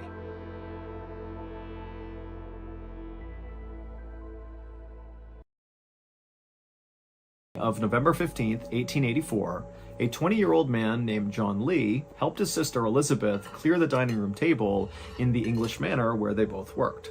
John was a butler at this manor, and his sister Elizabeth was a cook. And the manor itself had a name. It was called The Glen, and it was this gorgeous property right on the beach in the seaside community in England. Now, years ago, The Glen had been much more grand, and in fact, the King and Queen of England had at one point came to stay at The Glen. But recently, The Glen and the family who owned it had fallen on hard times. The staff was down to a skeleton crew of just John, his sister Elizabeth, and 2 elderly maids, which meant virtually all the physical labor at this property fell to John to take care of. So, on this night, John was lugging a huge pile of heavy china in his arms to bring out to the kitchen, and as he was doing this, he was trying to talk to his sister, who was also kind of helping clear the table, about an upcoming dinner party they were going to host at the Glen for some very important lawyers and politicians. But as John tried to talk to Elizabeth, Elizabeth just wasn't really reacting. She was kind of staring off into space, and she was only carrying 1 or maybe 2 plates off the dining room table, while John is carrying like 50. And so John was becoming really annoyed with his sister. I mean, she's not really helping, and she's ignoring him. And so John was about to complain to his sister about her behavior when suddenly she turned around and she apologized to him and said, "You know what? I'm sorry I'm acting this way. I just don't feel very good, and I really think I should go lie down." Now, John was about to be really annoyed at this, but then he noticed his sister had her hands kind of reflexively over her stomach. And John knew his sister was pregnant, and so suddenly he felt like, okay, the reason she's acting this way must be because of her pregnancy. And so he did not press the issue. Now, you need to understand that Elizabeth did not tell John that she was pregnant, nor did she tell anybody else in the house, because the owners of the Glen were very traditional and very religious, and they almost certainly would not approve of Elizabeth's pregnancy because she wasn't married. At the time in England, it was not okay to have babies out of wedlock. It was viewed as like this totally taboo thing that you should never do. But despite Elizabeth's best efforts to conceal her pregnancy, John and the other 2 elderly maids very quickly realized what was going on, because every morning they would see Elizabeth vomiting because of morning sickness. And so when they approached her and said, hey, it looks like you're pregnant, what's going on here? Elizabeth refused to talk about it. She did not admit to being pregnant. She just kind of said, leave me alone. I mean, John didn't even know who the father was. Like, Elizabeth did not want to talk to anyone about her pregnancy. But despite all that, John and the other 2 maids really wanted to support Elizabeth and help her get through this pregnancy, without being found out and potentially fired because of it. So when Elizabeth said to John that she just wanted to go lie down because she was feeling sick, he didn't press the issue, and he just told her, you know what? I'm fine. I'll finish up. You go lay down. I hope you feel better. By 11 p.m., John was nearly done with all of his chores and he was getting ready for bed when one of the elderly maids came into the room and told John it was time for their nightly prayers. And without any hesitation, John put down the silverware that he was polishing and followed the maid into the living room where one of the owners of the Glen was waiting in her nightclothes. The owner was a 68-year-old woman named Emma Case, and at night she really liked to lead a nightly prayer with her staff. It was something she really enjoyed doing. Now, John was not a very religious person, but he really cared about Emma, and so he agreed to do these nightly prayers really just to make her happy. I mean, after all, Emma had basically saved him on multiple occasions. John had begun working for Emma 6 years earlier when he was just 14 years old. And John, he was kind of like a rough kid and a troublemaker, but Emma, she just had a soft spot for him. And at some point, when John admitted to Emma that he was really interested in traveling the world someday, Emma would help him get into the British Royal Navy. And for 2 years, John very happily served in the military and did get to see the world. But at the 2-year mark, John came down with this terrible case of pneumonia, and it forced him to leave the military early. And so when John was medically discharged, he came back home and he had no idea what he was going to do. I mean, he anticipated staying in the Navy for some time, not just 2 years. But luckily, Emma stepped in again, and she gave this glowing recommendation of John to one of her very wealthy friends, basically saying, hey, you should hire John. And this wealthy friend of Emma's agreed and hired John, and John was so happy, so relieved. I mean, Emma has totally picked him up again. But after getting hired, John would make a totally stupid mistake.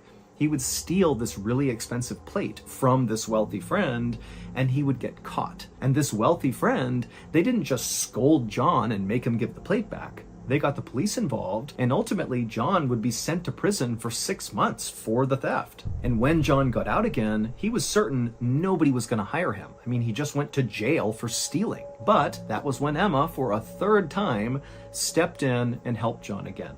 Emma was a big believer in forgiving people and giving them additional chances when they screwed up. And so she said to John, you know what? I understand you made a mistake. Why don't you come back to the Glen and work for me? You can be our butler. John couldn't believe it. I mean, he knew he did not deserve this chance, especially from Emma, who's now been done wrong by him multiple times. But, he was so grateful, and he said to Emma, I'll take this, of course, and I will do anything you want, no matter what. I will do the best possible job. I'm not going to screw this up. And so far, that was exactly what John had done since coming back to the Glen. He did whatever Emma wanted, and that included nightly prayers. So on this night, after John walked into the dining room, he took a seat next to Emma at the table, and then after Elizabeth and the other 2 elderly maids took their seats at the table, they all held hands and they bowed their heads, and then Emma began to lead them in prayer. When the service was over, the 2 maids got up and headed to the kitchen to make a cup of hot cocoa for Emma. Emma typically stayed up really, really late, basically later than anybody else in the house, and she liked to drink hot cocoa and just sit by the fire and, read and write letters. It was just kind of her time to be alone and to be left alone. And so after the maids had gone, John stood up too, and he said goodnight to Emma and told her to enjoy the rest of her night. And then he made his way into the kitchen and he went into the pantry, which doubled as his bedroom. And once in the pantry, he pulled out his cot, climbed under the covers, and he fell asleep. A few hours later, at about 3:30 in the morning, John suddenly woke up in the pantry to the sound of somebody screaming outside the door.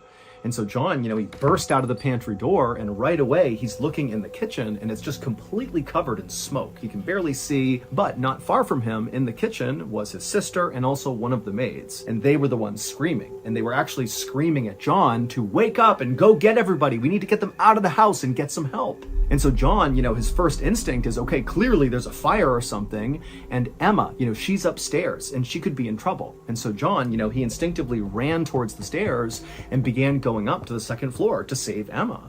But as he went up the stairs, the other maid was coming down the stairs looking totally frantic. And she would tell John that she was just in Emma's bedroom and she couldn't see Emma anywhere and her bed was totally on fire. And so she didn't know if Emma was even in there, but it didn't look good. And so John, at this point, he turned and went with that maid back to the kitchen where they linked up with John's sister and that other maid. And the four of them filled up buckets of water and tried to run back up the stairs to attempt to put out the fire that was in Emma's bedroom. But by the time they got back upstairs, the fire up there had really spread and there was like a wall of fire right in front of Emma's bedroom. So there was no way to really get through it and their little buckets of water did nothing. And so even though they hated the idea of leaving Emma potentially behind, the four of them knew they couldn't do anything more. And so finally the four of them turned and began running downstairs to evacuate. And as they ran through the dining room on the first floor, they would find Emma. She was laying on the ground, sprawled out, and it was obvious to all four of them that she was clearly dead. However, it was also obvious that the fire had not killed her. She had clearly been hacked to death. She had all these horrible wounds on her head that looked like somebody had taken an axe basically to her head, and her neck was so deeply cut, it was almost like someone tried to remove her head. John and Elizabeth and the two maids just stood there staring in shock at Emma, not even sure what to do. And then one of the maids just started screaming, and then all four of them just turned and ran out of the house. Eventually, some neighbors, some local fishermen, and members of the Coast Guard were able to put out the fire at the Glen. But this was not just a fire, this was a murder. And so when police came to investigate, suspicion immediately fell on John. This was back in the day, well before forensic science was used in investigations. And so at the time, the way police kind of figured out who done it is by intuition and gut feeling and assumptions. I mean, it was basically like pseudoscience. But at the time, that's how it was. And quickly, the police determined that whoever had killed Emma and inflicted these horrible injuries on her, they had to be really strong. And so the assumption was, John is the only man in the house, and so very likely the strongest person in the house, and so he must have been the one to do this, because it didn't look like anybody else had the strength to do this. Also, the investigators found these blood trails underneath the rubble from the fire that showed Emma had not actually been murdered where she was found on the ground in the dining room. Instead, she had actually been killed in the hallway near the stairs, which was not far from the pantry where John slept. And basically right outside of John's pantry door was a bloody hatchet and a bloody knife. And on top of all of that, investigators also determined that the fire had been set intentionally, and the person who set it had used this particular type of oil that was very flammable, and they had doused it all over the house and ignited it. And it turned out the only place where this oil was located inside of the Glen was inside of the pantry where John slept. So on the same day this whole fire breaks out and they find Emma dead, John was arrested for Emma's murder. The next day, John was in his jail cell, and a guard came down the hall and rapped on the bars and told John he had a visitor. His lawyer was here to talk to him, but John was confused because he didn't have a lawyer, so he had no idea who this was. But regardless, the guard opened up the cell and he led John down the hallway to this room, and when John walked in, he saw there was this man who was very well dressed and very handsome. He was sitting at this table, and clearly he was waiting for John. And John, at first he didn't really know who this guy was, but then it dawned on him that he knows who this guy is, and it made no sense that he was here to defend John. The man's name was Reginald Templar, and he was a very successful lawyer, highly respected in the area, and he also happened to be one of Emma's absolute closest friends. So Reginald Templar, Emma's close friend, the woman who's been murdered, is here to defend the person who's accused of killing Emma. It just didn't make any sense. But eventually, Reginald gestured for John to come in the room and sit down. And so John just kind of made his way in and he sat down. And Reginald immediately said, "John, I know you did not kill Emma. That's why I'm here." John was so relieved, and before long, he was pouring out all the information he could about everything he could recall about the night of the fire and the murder. And as he did, Reginald took all these notes, and he began creating a framework for John's defense. And so by the time John was back in his jail cell, he couldn't help but feel kind of optimistic that maybe with Reginald's help, he could actually beat this thing and prove he didn't do this. But John's relief would be short-lived. His first court appearance went extremely well. Reginald showed up in a fancy suit, and he was just completely on his game and just ripped the prosecution apart and basically said their entire case was just circumstantial, and he rattled off all these legal precedents, which John didn't really understand, but he looked up and saw the judge definitely knew these precedents and was impressed with what Reginald was doing. And then also Reginald would say that the police did a terrible job investigating. They basically didn't investigate and just jumped to conclusions that it was John. And so as Reginald is basically destroying the prosecution, Reginald looked over at the prosecutor, and he could tell the prosecutor looked really nervous. And so John was really starting to feel confident that Reginald was exactly what he needed. But on the day of the second court appearance, Reginald just didn't show up. With no explanation, he didn't contact anybody, and so John just sat there waiting to see what was going to happen. The judge delayed for as long as he could, but eventually when, Reginald still didn't show up, the judge looked to John and said, "I'm sorry, but you're going to have to defend yourself." Which, of course, John did not know how to do. I mean, he barely had even gone to school, let alone studied law. And from there, things only got worse for John. Reginald continued to miss court dates with no explanation, and then on other times he would show up to court, but instead of being this fantastic, very sharp lawyer, he kind of acted like a maniac. He would start all these unnecessary fights with the judge over totally irrelevant matters, like how to pronounce a particular word, and then when he had witnesses on the stand, his line of questioning didn't make any sense. He would ask things like, "Well, what did you have for breakfast today?" and "What's your favorite color?"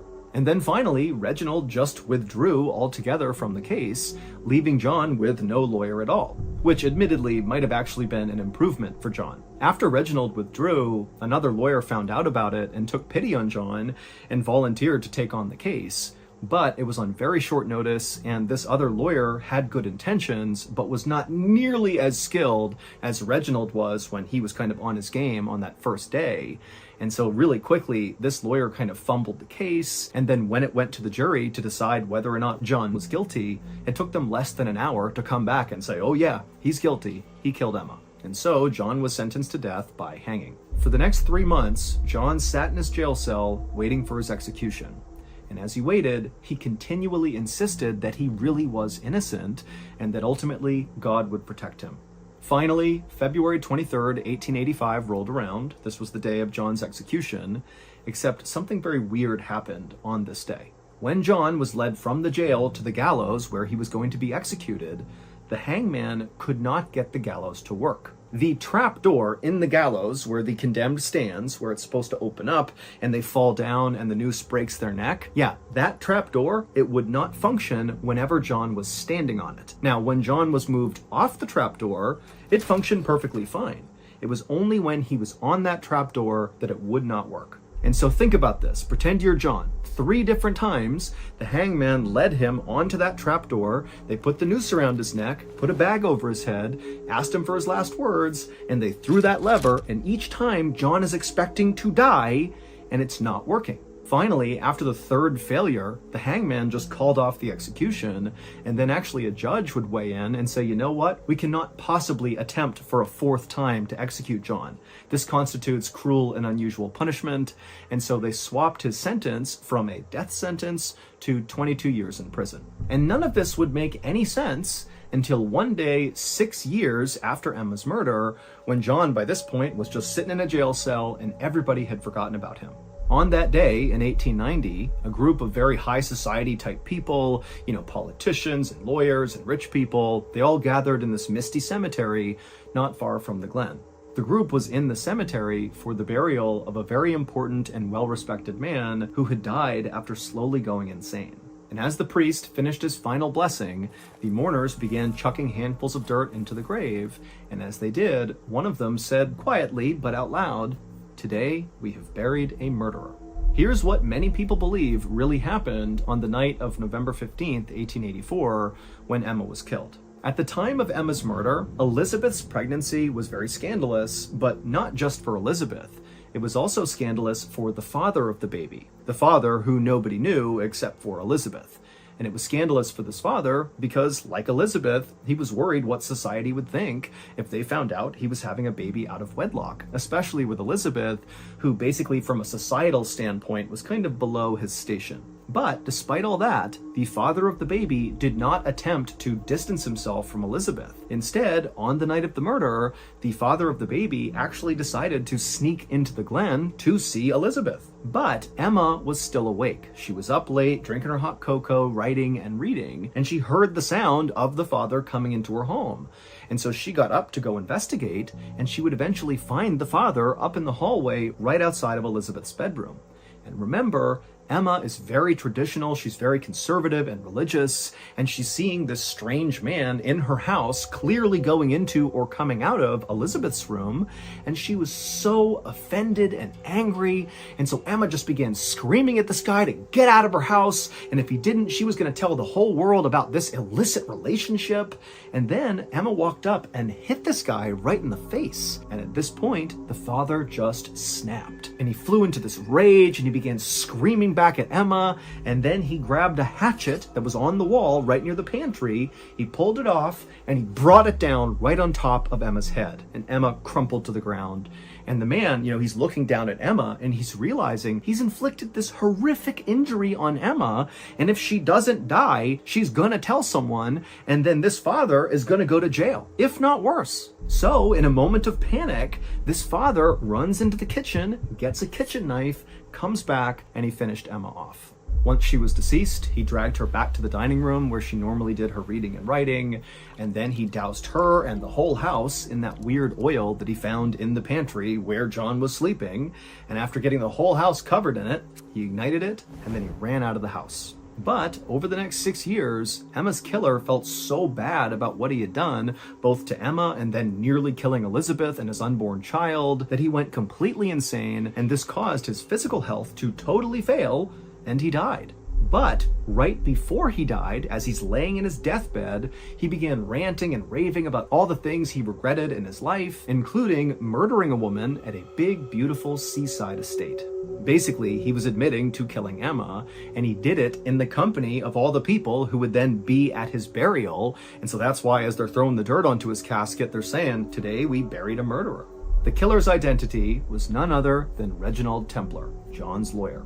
Now, nobody knows if Reginald took John's case because he felt guilty and wanted to prevent an innocent man from going to jail, or if he just wanted to sabotage John's case to ensure he did go to jail to protect himself. We don't know. Either way, though, it was during the course of this trial that Reginald began his descent into madness, which would ultimately lead to his death. Some people believe the reason the gallows malfunctioned every time John stood on that trapdoor and it wouldn't open was because of divine intervention. That God or a god or some deity came to earth and literally interfered with the execution to spare John's life. And the reason people think that is because, John really was an innocent man and he did not deserve to die. John would serve all 22 years of his sentence, and then when he got out, he became famous for being the man who could not be hanged. John would eventually get married and he would move to America, where he would live a very happy and quiet life until he died at the age of 81. There is one person in history whose name is so tied to horror that in many ways it's become sort of synonymous with evil. This person committed some of the world's worst atrocities, and in fact, they could have committed many more that we don't even know about. And part of the reason we don't know about it is because they got away with it. And even worse, they never came out and said why they did anything. There's no motive, there's no manifesto, there's virtually no communication with authorities or the public or anything. However, there is one time that this killer, for whatever reason, did reach out and communicate with somebody, and this interaction is simply known as from hell. On the evening of October 12, 1888, a 49-year-old businessman named George Lusk walked into his upscale home in East London. He grabbed the mail that his housekeeper had set out on the table by the door, and he began sifting through it. And at first, all he saw were a couple letters from friends, and he saw a couple of invitations to upcoming parties. And then he got to the bottom of the mail pile, and he stopped. Because at the bottom of the mail pile, there was a postcard and a letter. Over the past 2 months, 4 people had been killed in George's neighborhood. And in fact, the most recent victim was a middle-aged woman who had been killed about 2 weeks ago, really not far from George's home. And on this mail, on these 2 pieces of mail, the return address was the name of this uncaught serial killer. George was so scared of this killer, as he should be, that he had formed this neighborhood watch group to go out and try to catch this killer. And in fact, just recently, when George was just looking out his front window onto the road, just kind of looking around, not part of his neighborhood watch group, but just kind of scanning the area, he had seen this kind of sketchy looking guy with a big thick beard standing on the other side of the road, and he was kind of in this alleyway. And this guy, it looked like he was staring right at George, very intently so. And George at first returned the stare, but then felt so uncomfortable that he drew the blinds and kind of hid from his window. Because again, he's thinking, there is a killer on the loose, maybe that's him. George actually had been so scared at seeing this guy that he had actually gone to the police and filed a report and said, I don't know, I think that guy could have been the killer. But the police really couldn't do anything because all they had was a sort of generic description of some guy standing on the road not doing anything. So nothing was ever done. And so George, even though he was scared, he opened up these letters, and it was even more alarming than he could have thought. Because whoever wrote this, whether it was the killer or not, they were basically taunting George, saying, yeah, I know you stood up the neighborhood watch group. I don't care. I can do whatever I want. I can kill with impunity. In fact, I'm gonna kill 2 people tomorrow night, and there's nothing you can do to stop me. George just gathered up the letter and the postcard.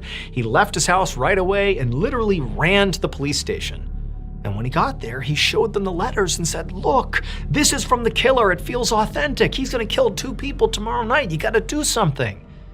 And so the police, they took the letters and they read them and they agreed that they did seem, authentic. But at the same time, they're like, there's really no way to tell if these are real. I mean, this could easily be a hoax. And even if this was real, what do we do? Who are the 2 people the killer's gonna go after? How can we possibly protect them? George was told to go home and, just play it safe, stay home, stay inside, and let the police do their job. Over the next couple of days, George was basically sitting on pins and needles waiting to find out that, sure enough, a double homicide was committed somewhere in the neighborhood. But there was no news of any homicides. Things were calm. There was no news of the killer anywhere. And so George told himself that, he was overreacting. Clearly those letters he got must have been hoaxes. But then, on October 16th, so 4 days after George received those 2 pieces of mail from the killer, he came home and he went inside, and like normal, his housekeeper had set the mail on the table right inside the house. In addition to all the paper mail, stacked on top of it was this little package, and it was wrapped in brown paper. He picks up the box, and very apprehensively, he begins to unwrap it. Once it opens up, he sees there's a letter sitting on top of this box. And the letter at the top, it says, from hell. That middle-aged woman who had been murdered just a couple of weeks earlier right near George's house, well, when she was found, 1, they identified that she clearly had been killed by the same serial killer that was still uncaught. But 2, she was missing something, her kidney. The package that George received inside of that box itself included half of a kidney. And then the body of the letter explained that this was the other half of that woman's kidney because the killer had eaten the other half. And this half was a gift for George. The letters and the box containing that half of a kidney are considered to be potentially the only authentic communications from Jack the Ripper.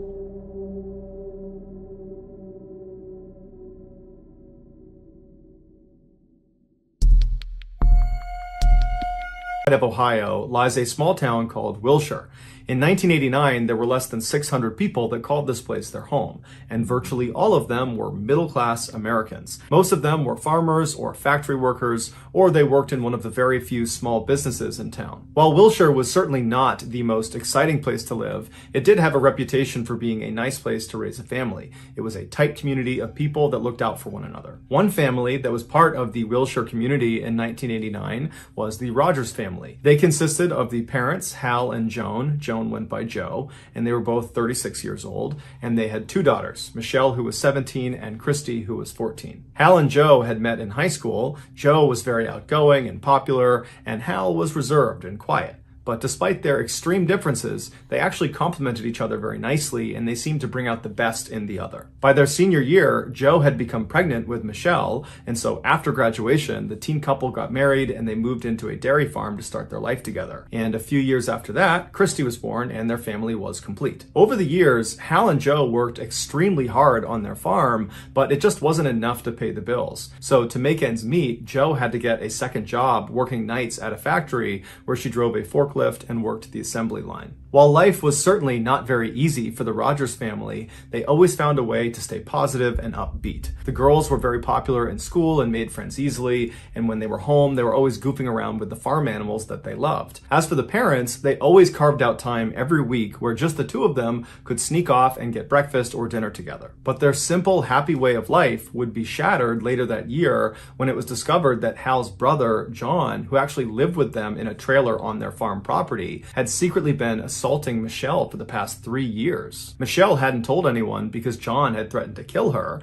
but when inappropriate pictures of her turned up inside of his trailer, his horrible secret was out. John went to jail for a very long time, but the damage he left behind was unbelievable. Michelle couldn't even talk about what happened to her. Meanwhile, Hal, her father, was just beside himself. He could not believe that right under his nose, someone was harming his daughter, and that it was his own brother doing it. He wanted to kill his brother, but his brother was in custody, so he couldn't. And making the situation even more painful, Hal and John's mother wound up siding with John. She believed Michelle was lying and it set John up, and she began saying this publicly, and it spread all throughout town. It was just an absolute tragedy through and through, and Hal and Joe had no idea how they were going to recover from it. That's when the idea of a vacation came up. Take the kids away from this farm, away from this drama, let them be kids again, let them be stress-free, even for a couple of days. It will do them an enormous amount of good. And so Hal decided he would actually stay back at the farm, and just Joe and the girls would go. It would be a girls' trip. When Joe told her daughters, they were ecstatic. They had never been on a vacation before, and in fact, neither had Joe. Joe told the girls that they needed to plan out this trip, pick the place they wanted to go, plan out the itinerary, but keep in mind, they had to drive wherever this vacation was going to be, and their budget was going to be fairly tight. The girls decided on Florida, and for weeks, they meticulously planned their itinerary, trying to maximize sightseeing opportunities both on the road trip and also at their destination. Finally, on May 26, 1989, the day had come for the girls to head out on their journey. They said bye to Hal, and then they loaded up into the light blue family sedan, and they were on their way. The trio drove south for about 8 hours on I-75 through Ohio, Kentucky, Tennessee, all the way to Georgia, which was their halfway point. They found a motel, they crashed there for the night, and then the next morning they got up early and they finished their trip all the way into Florida. And for the next couple of days, they followed their itinerary and went to amusement parks and zoos and other attractions all over the Sunshine State. They were really having a great time. In fact, on May 29th, Joe sent a postcard to Hal that she kind of jokingly said, "The girls are dragging me all over the state. All I want to do is relax." But the tone of the message was really that she and her kids were having a wonderful time. On June 1st, the girls left Orlando, Florida, and made their way to Tampa, Florida, where they planned to go to one more amusement park before they had to turn around and head back to Ohio. Hal had been told they would be back on June 3rd. But when June 3rd came and went and the girls did not show up in Ohio, Hal was not immediately concerned. Hal was very restrained and composed. He almost never showed any emotion. So when things didn't go to plan, he didn't panic. He just assumed that Joe and the girls had decided to stay a little bit longer. They had each other and they would be fine, and he would see them in a couple of days. But over the next couple of days, the girls did not show up and they never communicated with Hal. And so on June 6th, Hal went to the police and he reported his family missing. The police investigation was slow at first because there was a general belief that these women had decided to just stay out longer because they didn't want to come back to this dairy farm that now was home to a lot of terrible memories after this revelation about their uncle. But 2 days after Hal went to police, everything changed. That morning, a motel maid in Tampa, Florida, noticed something odd about room 251. She had cleaned it earlier in the week and had made the beds and put the towels up and moved the occupants' luggage onto chairs and tables so it was nice and neat. And now she was coming back to clean it about a week later, and the room still looked exactly the way it did when she had cleaned it. The beds were still made, the towels hadn't been touched, and the luggage was positioned around the room just as she had set it up. So she tells her manager, who thought it was strange enough that he called the police and told them about it. The police in Tampa went out to this motel and they discovered that room 251 was registered to missing people, Joan Rogers and her 2 daughters, Michelle and Christy. The motel manager told police that the trio had checked in on June 1st, but after that, no one had seen them. The police searched their room and they found their camera, and the final 2 pictures that had been taken were taken inside this motel room. One was of Michelle crouching down, rummaging through her suitcase, looking like she's getting ready to go out somewhere, and the other was taken from inside their room, looking out over their balcony out towards Tampa Bay as the sun was beginning to set. The rest of the search of the room did not turn up any significant evidence. All they knew was the women were not there. And so using the motel as a center point, they began searching the area, and pretty quickly they found Joe's car parked a mile away from the motel near a public boat ramp. Joe and her daughters were nowhere to be found, and initially there was nothing inside or outside the car to indicate where they might have gone. But upon closer inspection, they found 2 brochures sitting on the floor of the car, and on each of them was some handwriting. The first brochure had a note that was clearly written by Joe, and it was directions to the boat ramp where the car was parked. On the other brochure, the other note, the handwriting was not Joe's or her daughter's. It was some other person's handwriting, and that one was directions to the motel where Joe and her daughters were staying. The police had no idea who wrote this second note, so they started by focusing on Joe's note, the directions to this boat ramp. Specifically, they were looking at the last couple of words in her note where she wrote blue with white. And investigators assumed what this meant was when she got to this boat ramp using these directions, she needed to look out for something that was blue and white. And what would be blue and white at a boat ramp? Boats. And that's when the police made a terrible connection. 4 days earlier, the Coast Guard had made a discovery out in the bay about 25 miles away from where Joe's car had been found. At the time, no one was connecting this discovery to the 3 missing women from Ohio because no one in Tampa knew about the 3 missing women from Ohio. But now that they did know about them, the connection was obvious. While it would take 3 years to finally put all the pieces together, the police would eventually figure out what happened to Joe, Michelle, and Christy. On the morning of June 1st, they got in their car and they left Orlando and made their way to Tampa. When they got to Tampa, they couldn't find their motel. So Joe pulled over on the side of the road and she got out her brochure that had a map of the area. And as she's studying her map, trying to figure out where she is, a man approaches the car. He was white, he was in his 30s, he was average height, average build, he had blonde hair and a mustache, and was just overall kind of unremarkable and unthreatening. And so he went up to the driver's side window, and Joe rolled her window down, and he said to her, are you guys lost? I see your Ohio license plates and you're pulled over here. I'm from the area. Can I point you in the right direction? And Joe would say, actually, yeah, we're lost. We can't find our motel. Do you know where this motel is? And this guy would say, oh yeah, I know where that is. Here, give me that brochure and I'll write the directions down for you. So Joe hands the brochure up to him and a pen, and he writes down directions to the motel they're staying in. And then after he gives it back to her, Joe thanks him and he says, hey, would you guys want to come out on my boat tonight and watch the sunset out on the water? It's beautiful. And Joe and her daughters thought, what? This guy's friendly. He's helpful. He seems pretty nice. Sure, we'd love to go with you. And so this guy says, great. I can't wait to see you. And he proceeds to give Joe directions of how to get to this public boat ramp where his boat is. And so she takes notes on the other brochure as he's talking. And then he tells her also, when you get there tonight, look out for my boat. It's blue and white. And so she makes the note blue with white. And after that, she thanked the man not only for giving them directions, but for his generosity to allow them to come out on his boat with him that night. And as he walked back towards his car, Joe and her girls followed his directions to their motel. They got there around 12:30 p.m. They checked in. And then after that, it's it's not really clear how they spent their afternoon. Whether they went to the beach or a park or something like that, we don't know. But at 7:30 p.m., they were spotted leaving the motel restaurant. And then after that, they went up to their room for a little while to get ready for their trip out on this boat with their new friend. And as they were getting ready, putting their bathing suits on and shorts and jackets, Joe or Christy got out the camera and they took a picture of Michelle as she was crouched down getting ready. And they also took a picture of their view from the balcony out over the bay as the sun was starting to go down. After they were all finally ready, they put everything away in their room, they headed down to their car, and Joe drove them the mile over to the boat ramp where they parked. They saw the blue and white boat and their friend was on it, waving to them. And then sometime between 8:30 and 9 p.m. that night, the women boarded the boat and the man took them out into the middle of the bay. Exactly what happened out on that boat, out on the water, is not entirely clear.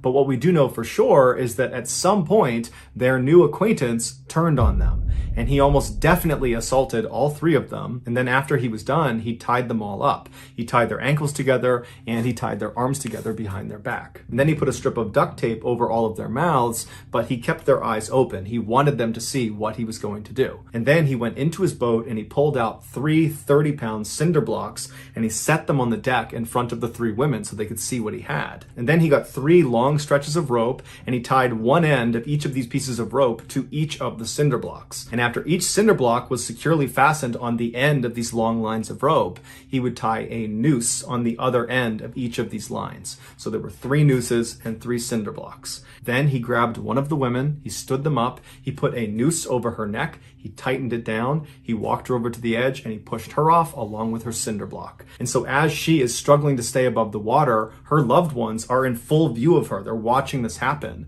And then at some point she sunk below the water and didn't come up again. At that point, the man grabbed another woman, stood her up, put a noose on her neck, tightened it, and then brought her to the edge, pushed her in the water along with her cinder block. And just like before, the last woman on board the ship had to watch as her loved one struggled and eventually sunk below the surface. And then at that point, the man grabbed the last woman, he stood her up, put a noose on her neck, tightened it, and then pushed her off the edge along with the cinder block. And at some point, she too sunk below the surface and did not come up again. And at this point, the man just turned around and drove back to shore like nothing had ever happened. On June 4th, so 3 days after the 3 women were killed, because of decomposition, their bodies had bloated and they floated to the surface. The Coast Guard was alerted to their position. They pulled them out of the water, but because of their extreme decomposition at this point, because of the warm water, they weren't able to ID them. During their autopsy, they found water in each of their lungs, which confirmed they were alive when they were thrown in the water. A few days later, when Joe's car and those notes inside of the car were located near the boat ramp, and the police began to speculate that she, along with her daughters, must have boarded a boat before they disappeared, that was when they made the connection that unfortunately these 3 missing women are probably the 3 unidentified bodies that had been found in the bay a few days earlier. So on the day they make this connection, the police call Hal back in Ohio and they request the dental records of his wife and his daughters. And those records would confirm his worst nightmare. His entire family was gone. The man who killed his family was a guy named Oba Chandler, who was a suspected serial killer who liked to brag about his date with 3 women.